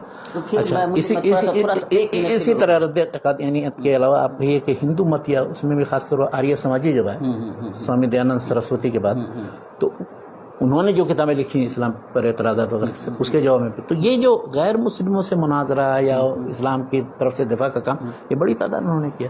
اور اس کے ساتھ ساتھ جو اہل حدیث اور اہل بدعت وغیرہ کی جو تردید میں انہوں نے جو کام کیا وہ میں نے اس کی طرف اشارہ کیا. اسی طرح بہت بڑی تعداد میں مدارس اور مکاتب قائم کیے، جال بچھا دیا تقریباً. یہ سب دارالعلوم دیوبند کے حسنات یا ان کاموں میں سے جو کی وجہ سے پورا برصغیر پر اور اس طرز پر سینکڑوں ہزاروں مدارس وجود میں آ گئے، بنگلہ دیش سے لے کر پاکستان تک پورے. اور پھر اس کا اثر محدود صرف بر صغیر ہی تک نہیں تھا، یعنی وہاں پڑھنے والے بڑی تعداد میں دوسرے ملکوں، ملیشیا، انڈونیشیا وغیرہ، چین اور ساؤتھ افریقہ اور روس کے جو تحت جو مختلف ریاستیں تھیں اس کی وجہ سے ساؤتھ افریقہ اور یورپ وغیرہ میں بہت جگہوں، حتیٰ کہ عرب ممالک سے بھی بعض گئے وہاں پر شاید انہوں نے پڑھا. اور جس زمانے میں مولانا انور شاہ کشمیری مرحوم تھے، حدیث پڑھاتے تھے، اس زمانے میں تو بہت سے لوگ وہاں گئے اور انہوں نے حدیث ان سے پڑھی اور ان سے سند لی. بلکہ ایک بار وہاں وہ گئے سید رشید رضا 1912 میں جب گئے دارالعلوم دیوبند، تو مختلف جگہوں پر گئے وہ، اس میں دارالعلوم دیوبند بھی گئے، وہاں جا کر کے لوگوں سے گفتگو کی. بلکہ وہ ایک دلچسپ واقعہ بیان کیا جاتا ہے کہ مولانا انور شاہ کشمیری حدیث پڑھا رہے تھے، تو مذہب حنفی کی جو ترجیح کا رجحان ہے ان کے ہاں، تو وہ کر رہے تھے. انہوں نے پوچھا علی الحدیث و حنفی، کیا حدیث حنفی ہے؟ کہ آپ ہر حدیث کو زبردستی حنفی مذہب کا مطابق بنانے کی کوشش کر رہے ہیں؟ تو اس پر پھر مولانا انور شاہ کشمیری نے پھر بیان کیا اور وضاحت کی کہ نہیں، ہمارا مقصد یہ ہے وہ. لیکن ایک بات ہے، مطلب یہاں جملہ مترجہ کے طور پر میں بتاؤں کہ خود علماء دیوبند کو اس کا اعتراف ہے کہ شاہ ولی اللہ کی مکانت علمی اور جلالت علمی چاہے کچھ بھی ہو، لیکن تائید فقہ حنفی کا وہ کام نہیں ہوا ان سے جو دارالعلوم دیوبند میں ہوا. یہ سید محبوب رضوی صاحب نے تاریخ دیوبند میں یہ بات لکھی ہے، نقل کی. اچھا، مطلب یہ مانا جانا چاہیے کہ یعنی کہ مطلب دیوبند جو ہے یا تحریک دیوبند مدرسہ جو بھی مطلب جس بھی سے دیکھیں، یعنی اس کی بنیاد میں فقہ حنفی کی بالکل کی تائید، اس کے لیے چاہے جو راستے حدیث کو اس انداز میں پڑھانا وغیرہ وغیرہ یہ سب چیز، یعنی ہم حدیث کا مطالعہ یا اس کی تدریس اس طرح سے کریں گے کہ حدیث کو ہم اپنی تائید میں لے آئیں گے. ہاں، تو یہ تو مطلب ان کے ہاں واضح ہے یہ چیز، اس کا اعتراف ہی نہیں کرتے ہیں، اسی پر عمل کرتے ہیں. آخر میں ایک صاحب کو، وہ بھی مولانا انور شاہ کشمیری ہیں اتفاق سے، اور نقل کرنے والے ان کے ایک شاگرد مولانا مفتی محمد شفیع ہیں. مفتی محمد شفیع صاحب کی ایک چھوٹی سی کتاب ہے، چھوٹا سا کتاب ہے وحدت امت کے نام سے. تو اس میں مفتی محمد شفیع صاحب نے لکھا ہے کہ ایک بار ہمارے استاد مولانا انور شاہ کشمیری صاحب آئے تھے کہیں کسی جگہ کسی جلسے کے سلسلے میں، تو وہاں گئے، ملاقات کی تو دیکھا فجر کے بعد بہت زیادہ مغموم بیٹھے ہوئے، اور تو پوچھا انہوں نے، حضرت کیا بات ہے؟ ان کا مشہور شاگرد تھا. تو انہوں نے کہا عمر ضائع کر دی. انہوں نے کہا کیسے آپ نے عمر ضائع کری؟ حدیث پڑھایا، فقہ پڑھایا، اتنی کتابیں، آپ کے اتنے شاگرد ہیں. انہوں نے کہا نہیں، میں سچ کہتا ہوں، عمر ضائع کر. ہمارے سارا پڑھنے پڑھانے جو کچھ بھی سب کا مقصد یہ تھا کہ گھوم پھر کے کسی طرح سے حنیفہ کے مذہب کی تائید کریں، جبکہ یہ مطلوب نہیں. تو ان کو تو اس بات کا احساس ہو گیا تھا آخر بار میں، لیکن آج تک ان کے شاگردوں کو اور دوسرے لوگوں کو احساس نہیں ہوا. وہ پڑھتے اسی انداز میں، اور اس لیے پڑھتے ہیں کہ اہل حدیث جو ہے ہمارے مسائل پر تنقید کرتے ہیں اور تحقیق کر کے دکھاتے ہیں حنیفہ کا مسئلہ اس سلسلے میں مرجوع ہے. اب پھر بھی دیکھیں، میں ان سب چیزوں میں زیادہ توغل نہیں کرنا چاہتا. میرا مقصد صرف کہنے کا یہ ہے کہ مسائل دو طرح کے، کچھ تو فقہی اجتہادی مسائل ائمہ اربعہ کے درمیان، کسی کا کوئی قول ہے، دوسرے کا کوئی قول ہے. اب ان مسائل کی تحقیق کرتے رہیں، ہر شخص حدیث کے مطابق کسی رائے کو راجح قرار دے انصاف کے ساتھ اور دلائل کی روشنی میں کرے، تو کوئی حرج نہیں ہے، اس پر عمل بھی کرے. لیکن دوسرے طرح کے ایسے مسائل ہیں جو عقائد اور مبادیات اور اصول کے، ان میں اختلاف نہیں ہونا چاہیے. یعنی اس میں سنت و بدعت کے درمیان خلط ملط نہیں ہونا چاہیے، یا شرک اور توحید کے درمیان خلط ملط نہیں ہونا چاہیے. یہ تو بھی بہت خطرناک صورت ہے. یعنی کوئی شخص کسی چیز کو مانتا ہے، اس کو وہ توحید سمجھتا ہے جبکہ وہ شرک ہے. کوئی شخص کسی چیز کو مانتا ہے، وہ سنت سمجھتا ہے جبکہ وہ بدعت ہے. اس لیے کہ سنت و بدعت کا معیار یہ ہے کہ اللہ کے رسول صلی اللہ علیہ وسلم کے زمانے میں، صحابہ کرام کے زمانے میں کون سا کام ہوا تھا اور کیسے ہوا تھا، تو وہ ہے وہ سنت. بعد میں جو ایجاد ہوئے دین کے نام پر چپکا دی گئی ہیں اسلام سے، تو وہ سب بدعت ہیں. اس طرح سے توحید، اللہ تعالیٰ کی عبادت کی جتنی شکلیں ہیں، اس کے جتنے انواع اقسام ہیں، ان میں سے کسی ایک چیز کو بھی کسی بھی نام پر غیر اللہ کی طرف اگر آپ اس کو لوٹائیں گے تو وہ شرک ہے. اب اس کے لیے چاہے جتنی توجیہ و تعویل کی جائے، کہیں کسی جگہ بہت زیادہ پھیلا ہوا ہو تب بھی وہ شرک ہے. مسلمان کریں یا غیر مسلم کریں. تو اس معاملے میں دارالعلوم دیوبند کا کردار، یعنی وہ جو ہے، میں بتاتا ہوں، وہ جو مشہور علامہ وہ امام کیا الطاف حسین حالی، کرے غیر گر بت کی پوجا تو کافر، جو ٹھہرائے بیٹا خدا کا تو کافر. اور کیا لکھا ہے، مگر مومنوں پر کشادہ ہے راہیں، پرستش کریں شوق سے. تو ہاں، میں کو جو چاہے خدا کر، منی بھی کو جو چاہے خدا کر وغیرہ. بہرحال کہنا مقصد یہ ہے کہ ان مسائل کے سلسلے میں کہ جن کا تعلق اصول یا عقائد سے، عقائد کی بھی جزیات و فروع نہیں کہ جن میں اختلاف ہو سکتا ہے، اصول اور کلیات، ان میں اختلاف نہیں ہونا چاہیے. ان میں واضح طور پر، اب یہ جو مثال کے طور پر یہ فروعی مسائل ہیں، ان میں آپ جتنی بھی گفتگو کیجیے، کچھ حاصل زیادہ ہے کہ یہ راجح ہے اور مرجوع ہے. اور کچھ نہیں. اس کی بنیاد تو یہ عقیدے کی کوئی چیز نہیں ہے کہ جس کی وجہ سے اس کو کسی کو گمراہ کہا جائے. ہاں لیکن اس سلسلے میں مخالفی کے ساتھ برتاؤ کرنے کے لیے کچھ آداب ہیں, ان آداب کو ملحوظ رکھنا چاہیے. ان آداب کو جو بھی ملحوظ نہیں رکھے گا تو وہ متون ہے, چاہے وہ جس کی طرف سے بھی ہے آداب ملحوظ نہ رکھے گا. اتنا بڑا ادارہ قائم ہوا ماشاءاللہ, وہ مطلب عالم اسلام کا دوسرا سب سے بڑا دینی ادارہ ازہر کے بعد بتایا کہا جاتا ہے, ازہر ہند کہا جاتا ہے, ایشیا کا سب سے بڑا تعلیمی ادارہ, اور عالمی تحریک کی حیثیت اس کو حاصل صحیح بات, مطلب جتنے اثرات اس کے مرتب ہوئے کہا نہیں جا سکتا. مختلف میدانوں میں ان کے فارغین نے کام کیا, حدیث کے میدان میں ان کی خدمات ہیں, خدمت قرآن کے معاملے میں فیک تو خیر ان کا میدان ہی ہے, اور خاص طور سے حنفی فیک کی ترجیح اور اس کی تائید کے لیے انہوں نے تو اپنے آپ کو لگایا ہی. تصوف کے معاملے میں بھی انہوں نے کافی بہت سے جتنے سلسلے, ان تمام پہلوؤں سے آپ کس طرح سے دیکھتے ہیں؟ دیکھیے ظاہر ہے جس مکتب فکر کا جو رجحان ہوتا ہے اس مکتب فکر کا اس انداز میں خدمت کرنا دین کا اور دین کی اشاعت کا کام کرنا ٹھیک ہے, انہوں نے کیا تو کوئی. اب کوئی دوسرا شخص اس کو اسی معیار پر, کتاب و سنت کے معیار پر تول کر کے دیکھ سکتا ہے کہ کہاں تک انہوں نے صحیح کیا نہیں. لیکن یہ کہ ان کے بارے میں ایک بات کہوں آپ کو کہ ان میں جو لوگ تھے شروع کے جو اساتذہ تھے یا ان کے قائم کرنے والے, ان کے اخلاص اور دینداری اور لوجہ اللہ کام کرنے کا جو جذبہ تھا, اس سلسلے میں آپ نہیں شک کر سکتے. اور اس کے بعد میں مثالیں دیتا ہوں بعض چیزیں. ایسے مولانا قاسم نانا تھے, وہاں استاد وہ محتمم تھے, وہی نگران تھے سب کچھ, تو ان کی تنخواہ مقرر تھی تقریباً 50 روپے اس زمانے میں, لیکن وہ صرف 10 روپے لیتے تھے. اور جب کوئی ملنے آ جاتا تھا اگر کام کے وقت میں, تو گھڑی سامنے رکھ لیتے تھے, دیکھتے تھے کہ کتنے وقت تک وہ بیٹھا, تو وہ بھی اس میں سے بھی منا کرا لیتے. اب یہ بتائیے تو یہ کتنی اس کی بات ہے کہ آدمی ایمانداری اور سچائی کے ساتھ ذمہ داری کے ساتھ کام کرے. اچھا اسی طرح سے ان کے علماء, ان کے طلباء وغیرہ مطلب بے نفسی کے عالم ہے, تاکہ انہوں نے اصول میں بنیادی چیزوں میں رکھا ہے. دارالعلوم دیوبند کے جو اصول بنائے ہیں ان میں یہ ہے کہ اس کا انتظام اور انصرام سرکار کی طرف سے یا کسی اور رئیس کی طرف سے یا کسی امیر کی طرف سے ایک دم بالکل پیٹنٹ طریقے سے نہیں ہونا چاہیے, ورنہ وہ تعلق باللہ کی جو کیفیت و خوف و رجا والی ہے وہ ختم ہو جاتی ہے. جہاں اس کا انتظام و انصرام آپ کہیں کسی دوسرے کے اوپر ڈال دیں گے اور ایک دم اطمینان سے بیٹھ جائیں گے تو سمجھیے کہ وہیں سے زوال شروع ہو جائے گا. اچھا یہ چیز ہم نے پھر دیکھی, ہم لوگوں نے محسوس کی. بعد میں جو دارالعلوم دیوبند 2 حصوں میں تقسیم ہو گیا, ایک دارالعلوم وقف ہو گیا, دوسرا دارالعلوم پرانا, اس کی بنیادی وجہ وہ اس میں جلسہ ہوا پتہ نہیں کتنے دنوں کے بعد, یا 100 سال کے بعد کا, تو اس میں وہ اندرا گاندھی آ گئی. اب اسی کے بعد یہ سارا اختلاف شروع ہو گیا. یعنی ان کے نزدیک یہ تھا کہ تقرب من الحکومہ یا من الامراء و من الوزراء یہ نہیں ہونا چاہیے, عوام سے جڑی. تو پھر عوام آپ کو جو دیں تو وہ پھر عوام اخلاص کے ساتھ ادارے میں دیں گے, تو اس کا کنٹراڈکشن سمجھ میں آتا ہے. میں کچھ چیزیں وہ کرنا چاہتا ہوں. کہیے. ہم تو دیکھتے ہیں کہ انہوں نے جو چندے لیے ہیں اس کی جو تفصیل انہوں نے دی ہے, اس میں غیر مسلموں سے بھی چندے لے رہے ہیں. انگریز جو حکمران ہیں اس زمانے کے وہ آ رہے ہیں, ان کی بھی تقریریں ہو رہی ہیں. اور مطلب تو یہ مطلب جس طرح سے مطلب آپ 2 باتوں کو ملا رہے ہیں. ایک یہ کہ انگریزوں کو تو اطمینان تھا کہ یہ ادارہ ہمارے خلاف نہیں کام کر رہا, چنانچہ وہ آتے تھے اور باقاعدہ مولانا احمد صاحب جو تھے, مولانا قاسم نانوتوی صاحب کے بیٹے, تو مولانا احمد صاحب تو باقاعدہ مطلب وہ ان کے بارے میں بلکہ لوگ شک کرتے ہیں کہ وہ ساری باتیں جو ہے اپنی وہ انگریزوں کو بتا دیتے تھے, سمجھاتے. بلکہ بہت مشہور قصہ جو مولانا عبید اللہ صدیق کا ہے, ان کے وہاں سے اخراج یا علیحدگی کا, تو اس میں بتاتے ہیں کہ مولانا احمد صاحب جو ہے وہ پل پل کی خبر دے دیتے تھے ان کو انگریزوں کو, اور اس کے بعد پھر وہاں ان کا رہنا مشکل ہو گیا. عبید اللہ سندھی, بلکہ مولانا عبید اللہ سندھی مولانا شیخ الہند صاحب کے بہت ہی معتمد شاگرد تھے. تو وہاں سے پھر اس کے بعد وہ دلی منتقل ہو گئے, وہاں جا کر کے ایک مدرسہ قائم کیا 1910 کے اندر, نظارت المعارف القرآنیہ کے نام سے. پھر بعد میں ان کے کچھ پلان کے تحت انہوں نے پھر ان کو افغانستان بھیج دیا.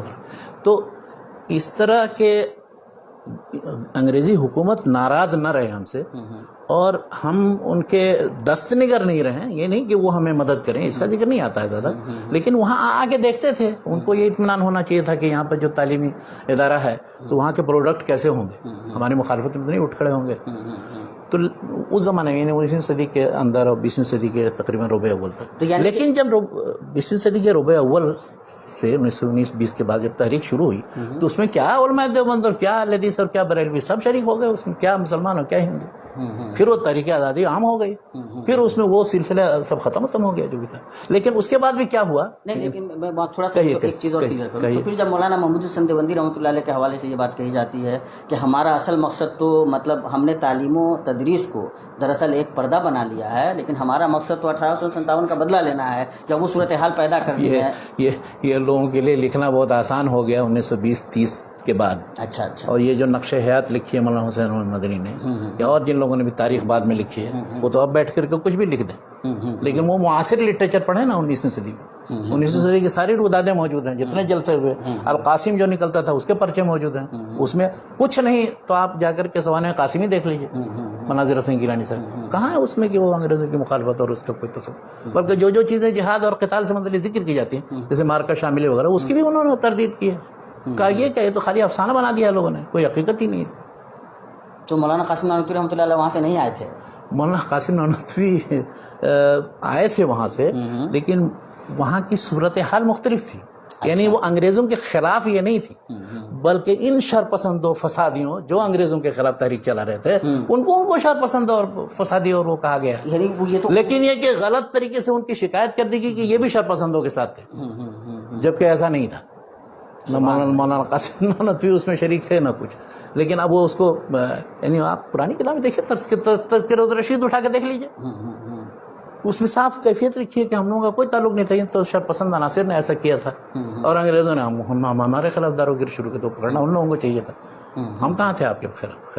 ہم تو لیکن اب یہ کرتے ہیں کہ ان سب چیزوں کو وہ کہتے ہیں کہ نہیں، اس زمانے میں وہ لکھ نہیں سکتے تھے، اس لیے اب اس کی توجہ و تعویل کر کے کہتے ہیں کہ نہیں، حقیقت صورتحال مختلف تھی. تو میں کہنا یہ چاہتا ہوں کہ 19ویں صدی میں تو کوئی تصور ہی نہیں تھا کہ اس طرح کی کوئی مخالفت کا کوئی آپ کریں. 20ویں صدی میں آپ کہہ سکتے ہیں، 20ویں صدی میں مولانا عبید اللہ سندھی تو سب لوگ کر رہے تھے، سب جرأت ہو گئی، سب کو کیفیت بدل گئی. یہ مطلب جب ہم دیوبند کو دیکھتے ہیں، انہوں نے جو خارجی فتنے تھے، جیسے جو ہندو مت کی طرف سے چیلنجز آ رہے تھے، عیسائیت کی طرف سے چیلنجز آ رہے تھے، ان کا انہوں نے مقابلہ، جو داخلی فتنے ان کے حساب سے رونما ہوئے، جیسے رد شیعیت ہے یا مطلب ختم نبوت کا مسئلہ ہے، یا مولانا مودودی رحمۃ اللہ علیہ کی جب تحریک سامنے آئی وہ ہے، یا مطلب جیسے مطلب اہل حدیثوں کا غلغلہ ہوا. اہل حدیثوں کا تو پہلے ہی سے شروع سے ہی پہلے دن سے ان کے خلاف، ان تمام کو لے کر کے ان کا رویہ کس طرح ان کے وہ مخالفت کرتے رہے، اس لیے کہ کسی بھی طرح کی اصلاحی تحریک یا دین میں کسی طرح سے مطلب کہ آزادی رائے یا اجتہاد کی دعوت کوئی بھی دے گا کسی باب میں، تو یہ لوگ تو محافظین میں سے ہے نا. تو جو پرانا سلسلہ چلا رہا ہے اس کی حفاظت کرنی ہے. اب ذرا بھی کوئی اگر ادھر ادھر تھوڑا، اس لیے اپنے مکتب فکر کا مولانا عبید اللہ سندھی کو نہیں بخشا. کوئی بھی ہوگا وہ تو الحدیث پہلے نمبر پر اس میں مخالفت انہوں نے کی. اسی طرح سے جماعت اسلامی 1941 میں قائم ہوئی کہ بھی پہلے دن سے مخالفت کی ہے. سارے علماء دیوبند تقریباً ان کے مخالف ہیں، الا ماشاء اللہ کچھ لوگ جو جماعت اسلامی میں چلے گئے اور انہوں نے مطلب ان کے ساتھ کام کیا. اسی طرح ندوۃ العلماء بہت دنوں تک ساتھ رہے، لیکن بہت دنوں تک وہ ندوۃ العلماء جو دیوبند جو ہے ان دونوں کے درمیان جو ہے فکری و منہجی طور پر اتفاق نہیں تھا. لیکن بعد میں پھر یہ ہوا کہ ندوۃ العلماء تھوڑا سا تنازل کر کے وہ دیوبند سے قریب ہو گیا، بلکہ دیوبند زیادہ دیوبندی بن گیا. دیوبند تو اپنے روش پر قائم ہے. تو دیوبند نے ندوۃ العلماء نے یہ محسوس کیا کہ ہاں، میرا مطلب یہ تھا کہ یہ جو داخلی فتنے ان کے حساب سے تھے، اس کی تردید میں جو ان کا لٹریچر ہے، وہ لٹریچر کس حد تک منصفانہ ہے. مثال کے طور پر جب وہ اہل حدیثوں پہ رد کرتے ہیں، یا جب وہ مودودی صاحب پہ رد کرتے ہیں، یا پھر مطلب اور بھی دوسری مطلب جو فتنے ان کو نظر آ رہے ہیں ان پہ وہ رد کرتے ہیں، قرآن معاملے میں اس میں کتنا انصاف ہے؟ دیکھیے قرآن مجید میں ایک آیت ہے، وَلَا يَجْرِمَنَّكُمْ شَنَآنُ قَوْمٍ عَلَىٰ اللَّهِ تعدلوا. تو عدل اور انصاف ہمیشہ پیش نظر رکھنا چاہیے، چاہے آپ مسلمانوں میں کسی فرقے پر تردید کر رہے ہیں جو آپ کا مخالف، یا غیر مسلموں پر تردید. کبھی بھی غلط چیز منسوب نہیں کرنا چاہیے، متہم نہیں کرنا کسی ایسی چیز سے کہ جس کے وہ قائل نہیں. مگر ان کا لٹریچر جو کوئی بھی دیکھ لیجیے، مثال کے طور پر مولانا محمد یوسف بن نوری صاحب نے یا اور جن لوگوں نے مولانا مودودی پر تنقید کی، پڑھی اس میں ایسی چیزیں کہتے ہیں کہ لگتا ہے کہ ان کی کتابیں ہی نہیں پڑھی. بالکل ہی ایسی باتیں کرتے ہیں. یا حتیٰ کہ مولانا ابوالحسن ندوی صاحب نے وہ تفسیر و سیاسی اسلام میں مولانا مودودی اور جماعت اسلامی کے سارے منتسبین کو ایسے انداز میں پیش کیا ہے کہ یہ تو بالکل ہمارے پرانے روش کے خلاف ہیں اور یہ ہیں وہ ہیں اور غلط ہے، ان کے ہاں اسلام یا دین کا تصور وہ نہیں ہے، وہ زہد اور عبادت نہیں دیکھتے. یعنی مقصد یہ ہے کہ اگر آپ ہمارے طریقے پر ہیں تب تو ٹھیک ہے، اور ذرا سا اس سے انحراف کر کے کسی دوسرے مقصد کے لیے کوئی کام کر رہے ہیں تو وہ قابل قبول ہے. تو ان کی بھی مخالفت سے لکھی. اس طرح حتیٰ کہ یہی نہیں ہے، تبلیغی جماعت میں بہت سے لوگوں کی مخالفت انہوں نے کی دارالعلوم دیوبند میں، بلکہ ان کی طرف سے فتویٰ ایک شائع ہوا تھا آج سے کئی سال پہلے کی بات. اس لیے کہ تبلیغی جماعت میں یہ ہے کہ ان کے ہاں علم حاصل کرنے اور مدرسے میں وقت گزارنے اور علماء جو تدریس کا کام کر رہے ہیں، طلبہ پڑھنے کا کام کر رہے ہیں، ان سب کی بہت زیادہ اہمیت نہیں. تو نکل کھڑے ہو اور جا کر کے دعوت کا کام کرو، تبلیغ کا کام کرو. یہ عام چیز. آپ کے پاس علم رہے یا نہ رہے، آپ کے پاس علم رہے نہ رہے، آپ جائے یہ کام کیجیے. یہ کیا بیٹھ کر کے یہاں پر آپ لوگ پڑھنے پڑھانے کا کام کر رہے ہیں. تو اس پر تردید کی ہے، انہوں نے بھی تردید کی، دوسرے لوگوں نے بھی تردید کی. تو ان کے ہاں ان سارے فرقوں کی تردید کے سلسلے میں جو اصلاحی رجحان رکھتے ہیں ان کے سلسلے میں، بلکہ کسی بھی طرح کا کوئی بھی جو مطلب معاشرے کے مسلم معاشرے کے لیے مفید کوئی چیز کسی نے کوئی تجویز پیش کی تو اس میں یہ نہیں ہے کہ میں نے سباقی لے لے اور اس پر لبیک کہا، بلکہ ہمیشہ اس کے سلسلے میں تردد. یعنی ان کو یہ ہے کہ اگر دیوبند کی طرف سے یہ ہوتا، دیوبند میں ہوتا، دیوبند کے منتسبین لوگ کرتے تبھی ٹھیک تھا، ورنہ نہیں. یعنی آج تک یہی مزاج ہے دیوبند کی، جس کو آپ کیسے چینج کریں گے؟ جیسے میرا مطلب یہ ہے کہ وہ مثال کے طور پر اگر ہم مولانا مودودی رحمۃ اللہ علیہ ان کے لٹریچر کو لے لیں تو وہ جو مطالعہ ہے ان کا ہے نا، مولانا مودودی کے انحرافات تو ہیں، ٹھیک ہے، وہ مطلب جس چیز کی جس کے اندر جتنی جو چیز ہے اس کا ذکر کیجئے، اور اس کے لیے سب سے زیادہ ضروری یہ چیز ہوتی ہے کہ پورا اقتباس ان کا سیاق و سباق سے کاٹ کر کے نہیں بلکہ پورے سیاق کے ساتھ پیش کیا جائے. اس کے بعد آپ کو جو تعلیق چڑھانی، جیسے امام ابن تیمیہ کرتے ہیں، سارے مخالفین کا پورا اقتباس دیتے ہیں، اس کے بعد اپنی تعلیق چڑھاتے ہیں، چاہے وہ فلاسفہ ہوں، متکلمین ہوں، مخالفین ہوں، جو بھی. تو ایسا نہیں کرتے ہیں. یہ افسوس ہے کہ یہی نہیں اور دوسرے لوگ بھی جرأت کرتے ہیں کسی دوسرے فرقے پر، یہی حال. اب آپ دیکھیے کاٹ چھانٹ کر کے، چاہے وہ دیوبندی ہوں، چاہے بریلوی ہوں، چاہے حدیث ہوں، چاہے جماعت اسلامی کے لوگ ہوں، وہ سب وہ کاٹ چھانٹ کے ایسی چیز ان کے منہ میں ڈال دیں گے کہ یہ کہہ رہے ہیں، حالانکہ وہ نہیں اس کے قائل. یہ تو غلط طریقہ ہے، چاہے کوئی بھی اختیار کرے. اس میں دیوبندی کا سب برابر ہیں. اس میں بہت کم لوگ ایسے ہیں کہ ایک کتاب میں نے دیکھی اپنی زندگی میں اردو میں جو برصغیر میں لکھی گئی، وہ ہے غلام جیلانی برق کے رد میں تصحیح اسلام کے نام سے. وہ 2 اسلام جو اس نے لکھی تھی اس کے اوپر رد لوگوں نے بہت کیا. وہ تصحیح اسلام ایسی کتاب پورا اقتباس دیتے ہیں مسعود احمد صاحب، اور بعد میں حالانکہ انہوں نے خود جماعت اسلامی مسلمین قائم کر کے ایک الگ فرقہ قائم کر لیا، وہ الگ بات ہے، ان سے میری ملاقات بھی تھی. مگر یہ کہ اس میں کہیں ایک تو ایک غلط سلط الفاظ نہیں استعمال کیے، شخص کو گالی نہیں دی ہے. دوسری چیز کہ جو وہ کہنا چاہتا پورا کا پورا اقتباس دیا، اور اس کے بعد سنجیدہ انداز میں ان کا مناقشہ کیا. اس طرح کی کتابیں مطلب گنی چنی ہے، بس 10-15 کتابیں آپ کہہ سکتے ہیں پورے اس مناظراتی لٹریچر میں، بلکہ کہا جائے تو 20 الماری بھر جائے گی وہ سارے مناظراتی لٹریچر. اس میں 10-15 کتابیں سے جس میں انصاف کے ساتھ کسی مسئلے کا رد یا مناقشہ یا جائزہ لیا. انہی میں کتاب معیار الحق بھی ہے. معیار الحق نے کہیں کسی کو گالی نہیں دی، سارے اتنے اقتباسات، اتنے نصوص دے دیے ہیں. اس کے بعد پھر اب آپ جو اس سے نتیجہ نکالنا چاہتے ہیں نکالیے، وہ یہ کہنا چاہتے ہیں آپ سے. تو اس طرح کی چند کتابیں، تھوڑی سی کتابیں. تو ہم لوگ تو یہاں تک آ رہے ہیں دیوبند کو سے دیکھا، خاص طور سے دیوبند نے یعنی ایک اسلامی قلعہ کی حیثیت رکھتا ہے.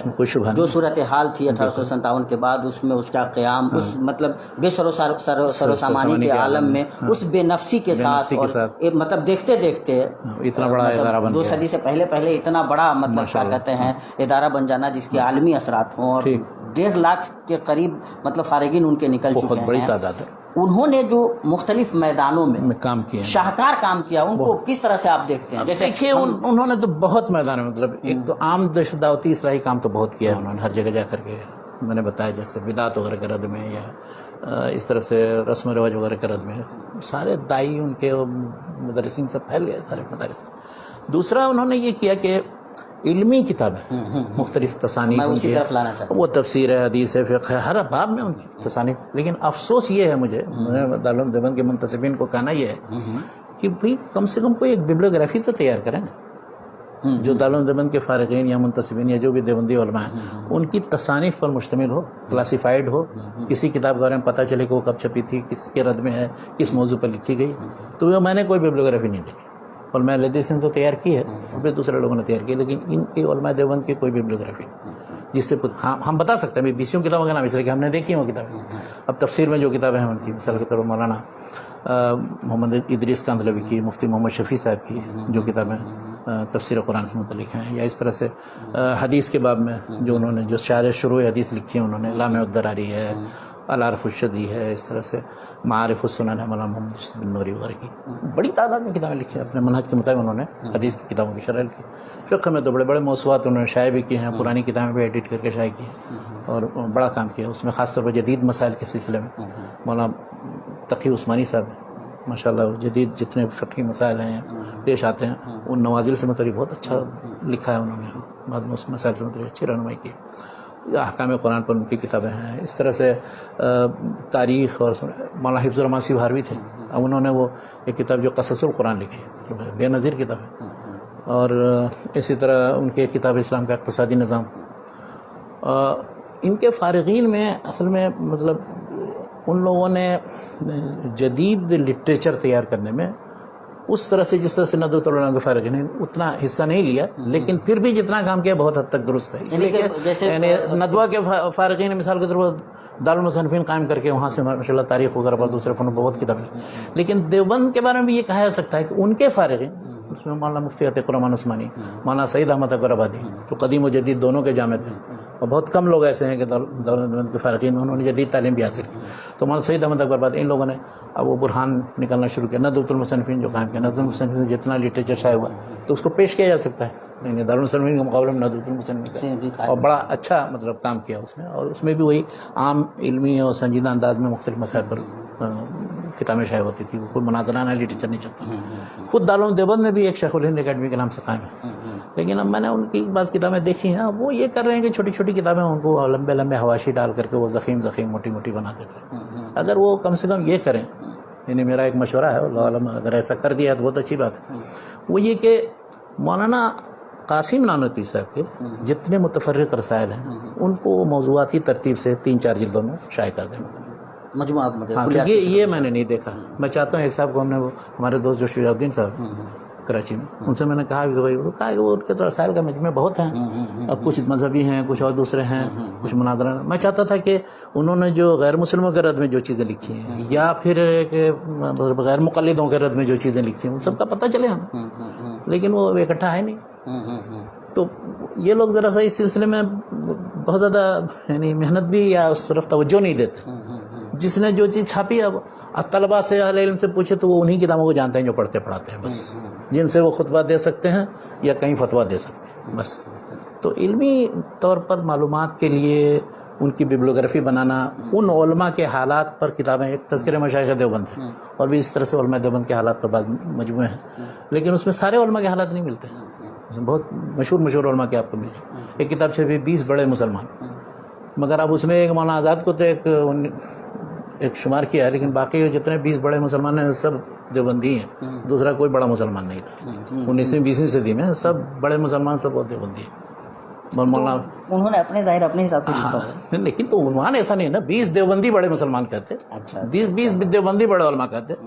اگرچہ مولانا ابوالکلام آزاد تو اس میں کسی طرف ہی نہیں. ہاں لیکن اب ان کے بغیر تو ان کا سلسلہ مکمل نہیں ہوگا، تو اس لیے اس کو شامل کرتے ہیں. ہم لوگ اپنے آخری پڑاؤ پہ ٹائم وقت ہو گیا. جی سبحان اللہ، کیا بات کرتے ہیں. تو کس موضوع پر گفتگو؟ تو ہم نے مناظرانہ گفتگو کر دی. تو نہیں کوئی مناظرانہ گفتگو نہیں. ہم تو مطلب ماشاءاللہ دیکھ رہے ہیں کہ انہوں نے کیا صورتحال تھی. یہ سب کچھ ہوا ماشاءاللہ ہے نا. عالمی اثرات ہیں اور فارغین اتنی بڑی تعداد میں نکلے ماشاءاللہ. بلکہ میں تو ذاتی طور پہ سمجھتا ہوں کہ علی گڑھ تحریک کیا معلوم کہاں تک کامیاب رہی نہیں رہی، لیکن دیوبند تحریک تو یہ ہے کہ ہر گاؤں میں آئے، کسی نہ کسی شکل میں ایک مکتب ان کا کام کرتا ہے. اور ماشاءاللہ صحیح ہر جگہ مطلب اتنا سب کچھ ہوا، دنیا اتنی زیادہ آگے بڑھ گئی. مانا جاتا ہے کہ دیوبند ابھی بھی وہاں پہ ہے جہاں پہ وہ تھا، وہ اسی طرح سے اس نے اپنی چیزوں کو پکڑ کے رکھا ہو. کیا یہ مطلب بار بار جب دین و دنیا کی تقسیم، مطلب عصری تعلیم اور مطلب دینی تعلیم، یہ ساری باتیں جب آتی ہیں تو دیوبند سامنے آتا ہے، ذہن جاتا ہے کہ دیوبند مطلب اس روایتی طرز تعلیم کا مطلب مظہر ہے. کہ آپ کیا سمجھتے ہیں، کیا واقعتاً ان کو نصاب تعلیم، نظام تعلیم یا یہ جو دنیا کے تقاضے ہیں ان تمام کو سامنے رکھ کر کے کچھ چینجز کرنے چاہیے تھے؟ دیکھیے چینجز کرنے چاہیے یا اس کا احساس سب کو ہے، لیکن چینجز کیے کیسے جائیں، کیا عملی تدبیر اس کی ہو، اس سلسلے میں بہت اختلاف رائے ہے. میری اپنی ذاتی رائے یہ ہے کہ اس طرح کے جو ادارے ہیں جیسے قدیم طرز کے جو مدارس ہیں وہ اپنے طرح سے وہ سارا کچھ پڑھائیں وہاں سے لوگ فارغ بھی ہوں، اس میں اگر آپ کوئی تبدیلی لانے کی کوشش کریں گے تو بہت مشکل. آج تک میں نے دیکھا بہت کچھ، میں نے بھی بہت بعض اداروں کو مشورے دیے، کسی نے کوئی مشورہ قبول نہیں کیا، اس لیے کہ ان میں جو محتمیم ہوتے ہیں یا ذمہ داران ہوتے ہیں ان کو یہ سمجھ میں آتا ہے کہ یہ بیٹھ کر کے وہاں سے تو مشورہ دے رہا ہے، عملی طور پر یہاں کی مشکلات سے وابستہ نہیں، تو ہم چپ ہو جاتے ہیں. میرا کہنا یہ ہے کہ یہ ادارے جو بھی اپنے پرانے طریقے پر قائم ہیں وہ پڑھ لیں، وہاں سے فارغ ہونے کے بعد جن کو اللہ تعالیٰ توفیق دے تو جدید تعلیم حاصل کرنے کے لیے جدید تعلیم گاہوں کا رخ کریں، یونیورسٹی میں چلے جائیں مثال کے طور پر، کہیں کسی جگہ کسی کالج میں داخلہ لے لیں، اور وہاں جو جدید علوم فنون میں سے جن علوم فنون سے دلچسپی ان میں بیچلرس کورس کر لیں، ماسٹرز کر لیں، تو ان کو پتہ چل جائے گا. اچھا اس میں وہ سارا نقص دور ہو جائے گا جو مدارس میں صرف دیوبندی نہیں، دیوبندی ہوں، ندوی ہوں، اصلاحی ہوں، سلفی ہوں، ان سب میں جو نقص باقی رہ جاتے ہیں 3-4 طرح کے نقص. ایک تو کہ عربی زبان میں کمزوری ہوتی ہے، یہ سارے ندوی لوگ جو ہیں وہ فارغین عربی نہیں بول پاتے ہیں اور عربی زبان لکھنا پڑھنا بولنا نہیں آتا. دوسری چیز یہ ہے کہ جن مسائل کے سلسلے میں وہ بحث مباحثہ کرتے رہتے ہیں، کچھ فقہی مسائل ہیں، بعض عقیدے کے مسائل ہیں، پوری زندگی اسی میں گزر جاتی ہے، اسی کی تحقیق، تو وہ جائیں گے وہاں تو سمجھ میں آئے کہ جن مسائل میں ہم گفتگو کریں اس کے علاوہ بہت سے دوسرے دنیا کے مسائل ہیں. تیسری چیز ہے کہ گفتگو کے آداب، یعنی مخاطب سے ہم کیسے گفتگو کریں، اپنی بات کیسے پیش کریں، اس کا سلیقہ آئے گا. وہاں پر جائیں گے آپ یونیورسٹی کے اندر جو ڈیبیٹ میں شریک ہوں گے.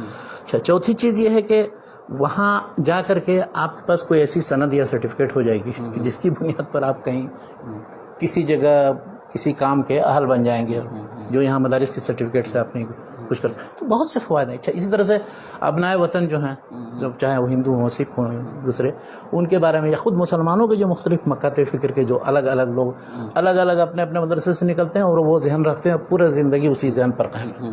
تو وہاں جب ملیں گے، آپس میں گفتگو کریں گے، انٹریکشن ہوگا، تو اس سے فائدہ یہ ہوگا کہ سب ایک دوسرے کو سمجھیں گے، وہ جو دشمنی اور عداوت والی کیفیت ہے وہ ختم ہو جائے گی. اور اسی لیے آپ دیکھیں اکثر جو یونیورسٹی میں چلے جاتے ہیں یا پڑھتے ہیں یا وہاں ماسٹرز ایم فل وغیرہ پی ایچ ڈی کرتے ہیں، تو ان لوگوں کا ذہن تھوڑا سا کھل جاتا ہے، چاہے وہ دیوبندی ہو، بریلوی ہو، حدیث ہو. وہ پھر اس کے بعد وہ جذبہ نہیں رکھے گا جو وہاں کے علماء وہ پڑھانے والے اور مدارس کے اندر جو بند ہیں وہ رکھتے ہیں. تو ان ساری چیزوں کو دور کرنے کی یہی میرے نزدیک تجویز ہے کہ ان کو جدید تعلیم کی طرف، یا پھر یہ کہ کوئی برج کورس ہو ایسا کہ ان کو ان یونیورسٹی میں داخل ہونے کے لیے کوئی سہولت فراہم کی جائے. علی گڑھ مثلاً ہے یا جامعہ ملیہ وغیرہ یا دوسرے ادارے، وہ ان کو جو ہے موقع فراہم کریں اور ان کے لیے جن چیزوں کی لوازمات کی ضرورت ہے وہ انہیں مہیا کریں. تو یہ ہے بہت زیادہ نصاب تبدیل. دیکھیے نصاب میں اصلاح کا کام وہ شبلی کے زمانے سے لے کر کے آج تک ہو رہا ہے. میں نے دیکھا کہ وہ صرف ایک کتاب کے بجائے دوسری کتاب رکھ دیتے ہیں، اس کا کچھ فائدہ نہیں ہے. جذری تبدیلی نہیں ہو سکتی ہے مدارس جس انداز میں قائم ہیں. لیکن ایک اس کے بارے میں میری تو یہ رائے کہ آپ فارغ ہو کر کے آپ جدید تعلیم گاہوں کا رخ کریں. لیکن بہت دن تک یہ جتنے ادارے ہیں الحمدللہ اتنا عرصہ تقریباً 200 سال کے قریب ہو جائے گا، 170 سال ہو گئے. تو یہ سلسلہ بہت دن تک دراز نہیں ہوا. موجودہ جو صورتحال ہے برصغیر کے اندر، چاہے وہ ہندوستان ہو یا پاکستان ہو، بنگلہ دیش، ان میں ان سارے مدارس پر شکنجہ کسا جا رہا ہے. ان میں جب تک کہ حکومت کا وہ نصاب جو مقرر ہے وہ آپ نہیں قبول کریں گے، آپ کو طرح طرح سے تنگ کیا جائے گا، پریشان کیا جائے گا. اب اگر آپ اس میں ثابت قدم رہے جیسے آج تک ثابت قدم رہے تو بہت بڑی بات ہے. لیکن بہت مشکل یہ ہے کہ جب تک کہ اس نصاب کو آپ نہیں پڑھائیں گے یا کچھ نہ کچھ قبول نہیں کریں گے. اس لیے کہ بہت بڑا فیکٹر یہ تھا ان مدارس کے باقی رہنے کا کہ ہم نے سرکاری مدد نہیں لی تھی. لیکن وہ بورڈ والے مدرسوں کا حال دیکھ لیجیے، جنہوں نے سرکاری طور پر تنخواہ لی ہے، مدد لی ہے، کیا حال ہے. وہ سب وہی نصاب پڑھانا پڑ رہا ہے اور پریشان ہے سب. اور وہاں پھر اس کے بعد بورڈ کے مدارس میں تعلیم کا کیا حال ہے، دین کا کیا حال ہے، دینی تعلیم کا کیا حال ہے. تو اس لیے ان لوگوں کو اگر ثابت قدم رہتے ہیں تو بہت اچھی بات، اور اگر نہیں ثابت قدم رہے تو پھر یہ ان میں سے بہت سے مدارس تقریباً وہ ختم ہو جائیں گے. 25 سال 20 سال کے اندر میں دیکھ رہا ہوں کہ وہ باقی نہیں رہیں گے، الا کہ اپنے اندر کوئی ایسے رغبت دینے والے عناصر نہیں داخل کر لیتے ہیں. صرف نظام تعلیم میں نصاب تعلیم تبدیل کرنے سے نہیں، یعنی وہاں جو طلباء یا اساتذہ کا جو رجحان ہوتا ہے، یعنی اچھے اساتذہ کو آپ بارہ کر کے کیوں نہیں لاتے ہیں، لیکچرز کیوں نہیں دلاتے؟ یہ میں نے کسی مدرسے میں نہیں دیکھا. جبکہ یونیورسٹی میں یہ سب ایک یونیورسٹی سے دوسری یونیورسٹی میں جا کر کے وہ کرتے رہتے ہیں. تو کیوں نہیں یہ کرتے؟ یہ کریں نا. مطلب اس طرح سے ایک دوسرے سے تلقیح یا تلاقح جب ہوگا تو فائدہ ہوگا لوگوں کا. جدید تعلیم گاہوں سے لوگوں کو بلائیں، وہاں لیکچر دلائیں، ان سے ڈیبیٹ کرائیں, اپنے لوگوں کو اساتذہ کو بھیجیں وہاں یونیورسٹی میں لیکچر دینے کے لیے اور بتانے کے لیے سمجھانے کے لیے. اور مختلف شعبوں میں, یہ نہیں کہ صرف بس وہ عربی یا دینیات کا شعبہ یہاں سے وہاں گئے وہاں سے وہاں آ گئے, مختلف جو سیاسیات ہیں, اقتصادیات ہیں, عالم اسلام کے حالات ہیں, یا تاریخ پر ہے یا ادب پر ہے یا فلسفے پر ہے یا سائنس سے متعلق مختلف مسائل ہیں, انٹرنیشنل جو مسائل ان سب مسائل سے متعلق داخل ملک بھی اور خارج ملک بھی مختلف جگہوں پر جائیں اور آئیں, بلائیں ان کو. تو یہ نہیں کرتے. اب وہ سیمینار بھی مثلا مثال کے طور پر کانفرنس بھی کریں گے تو کیا کریں گے, علماء کی ایک بھیڑ جمع کر لیں گے, تو وہ تو آپ نہیں, آپ ہم جیسے اپنے ہی مکتب فکر کے لوگوں کو اکٹھا کر لیں, اس کا کیا اثر پڑے گا دوسرے. ہم تو جانتے ہی تھے ان چیزوں کو, ہر ایک کو ایک دوسرے سے واقفیت ہونا یہ چاہیے کہ سارے مکتب فکر کے لوگوں کو آپ اکٹھا کریں اور غیر مسلموں کو بھی لائیں اور مختلف میدان کے جو متخصص ہیں ان کو لائیں, تب انہیں بتائیں گے تو اچھا آپ لوگ یہ کام کر رہے ہیں, ہمیں آج پتہ چلا, یہ پتہ چلا. تو یہ نہیں کر رہے ہیں مدارس والے, تو کیا کریں گے. یعنی یہ سمجھیے کہ الگ سے انہوں نے ایک اپنا دائرہ کھینچ لیا ہے, اس میں رہ کر کے وہ زندگی گزار رہے ہیں اور دنیا میں ہیں, ان کو اپنے اس دائرے سے باہر کا کچھ علم ہے. تو یہ صورتحال کو بدلنے کی ضرورت ہے, ورنہ مدارس قائم نہیں, اکثر مدارس ختم ہو جائیں گے. تحریک دیوبند کے بارے میں آخری نوٹ شیخ آپ. آخری نوٹ یہ ہے کہ یہ بہت بڑی اور اہم تحریک تھی, بلکہ دینی اعتبار سے کہا جائے اور مدارس کے لحاظ سے, تعلیم کے لحاظ سے تو سب سے بڑی تحریک اور سب سے مؤثر تحریک 19ویں صدی سے لے کر کے 20ویں صدی اور 21ویں صدی میں ہمیں بھی. اس سے بڑی کوئی تعلیمی تحریک کہ جس میں مسلمانوں کے تعلیم اور نظام تعلیم اور نصاب تعلیم اور ان کے جو روایات کو باقی رکھنے کے لیے کوئی شروع کی گئی, اس سے بڑی کوئی تحریک. یہ مختصر یعنی یہ پلس پوائنٹ ہے ان کا.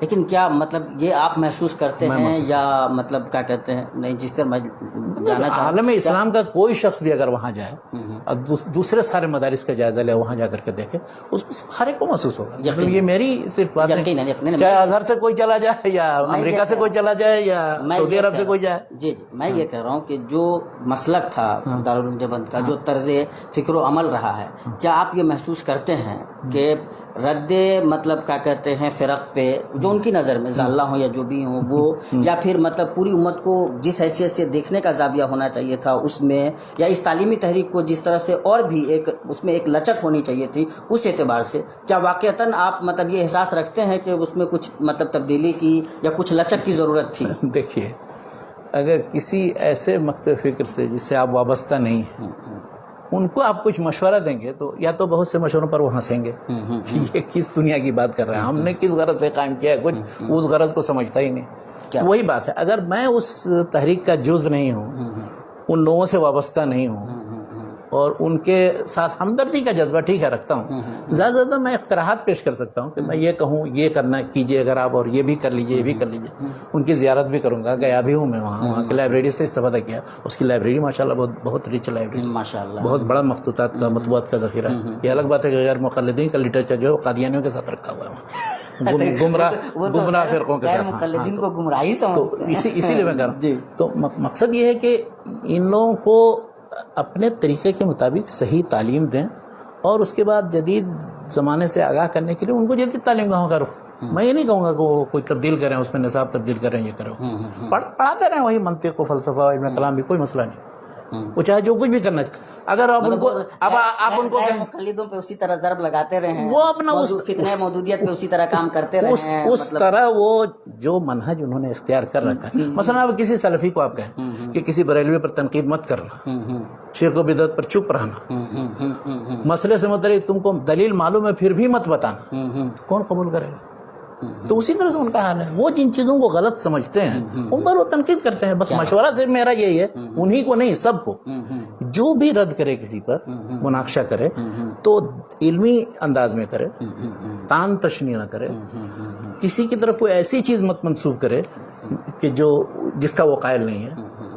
مناقشہ علمی انداز میں ہو, پورا اقتباس دیا جائے اس کا, یہ ہونا چاہیے. کوئی کسی کے ساتھ مناقشہ, یعنی دو آدمی, میں مثلا اور آپ بہت سے مسائل میں اختلاف رکھتے ہیں, تو کیا مطلب ہے کہ ہم آپ کے ساتھ آج سے کشتی کر لڑنا شروع کر دیں؟ تو کشتی لڑنے کی ضرورت نہیں, لوگ اصل میں کشتی لڑتے ہیں, یہ مسئلہ غلط ہے, پہلوانی کرتے رہتے ہیں, تو یہ نہیں کرنا چاہیے.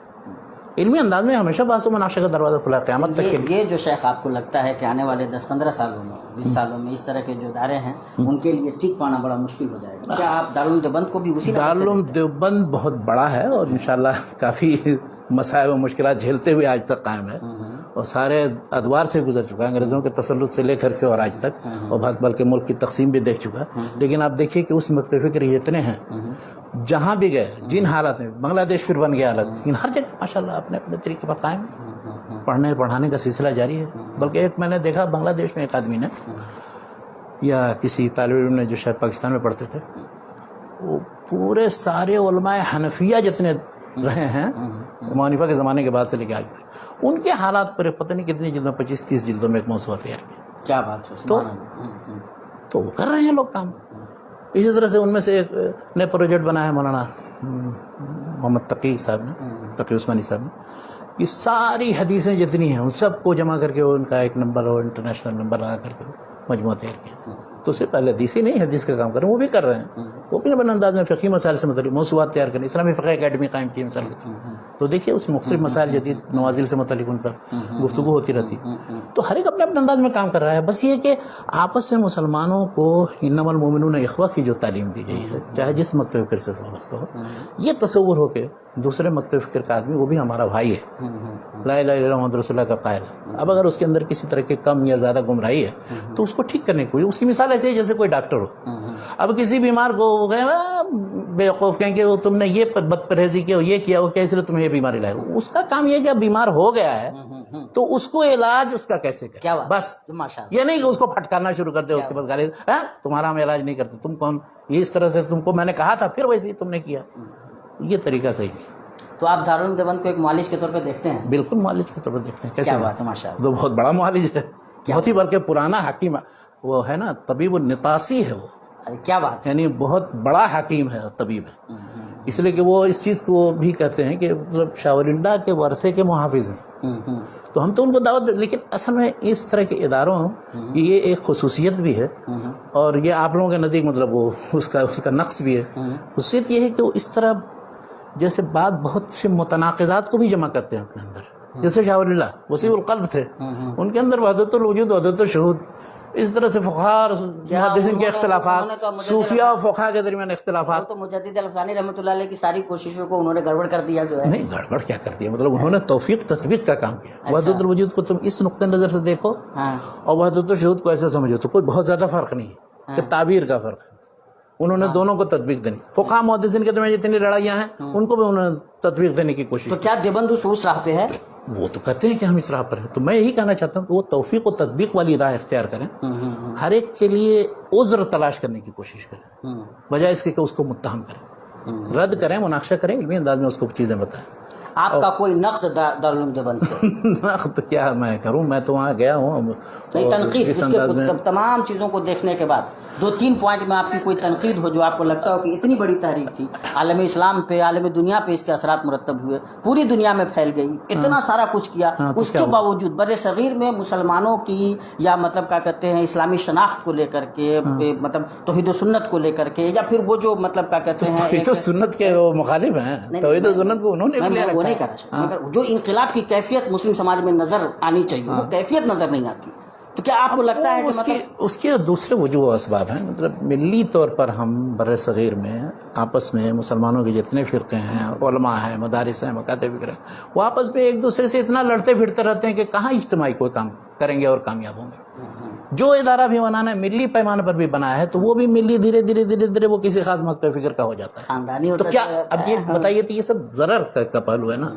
چاہے دیوبند کرے یا کوئی بھی دوسرا ادارہ کرے، آپ بلاتے ہیں پورے شرح صدر کے ساتھ، سب کو رہابت صدر کے ساتھ، سب آئیے ایک پلیٹ فارم پر ہم کو مل کر کے مقابلہ کرنا. اور ابھی اس وقت تو صورتحال ایسی بر صغیر کی بن رہی ہے، خاص طور پر ہندوستان میں، یو پی میں جو گورنمنٹ ابھی آ گئی.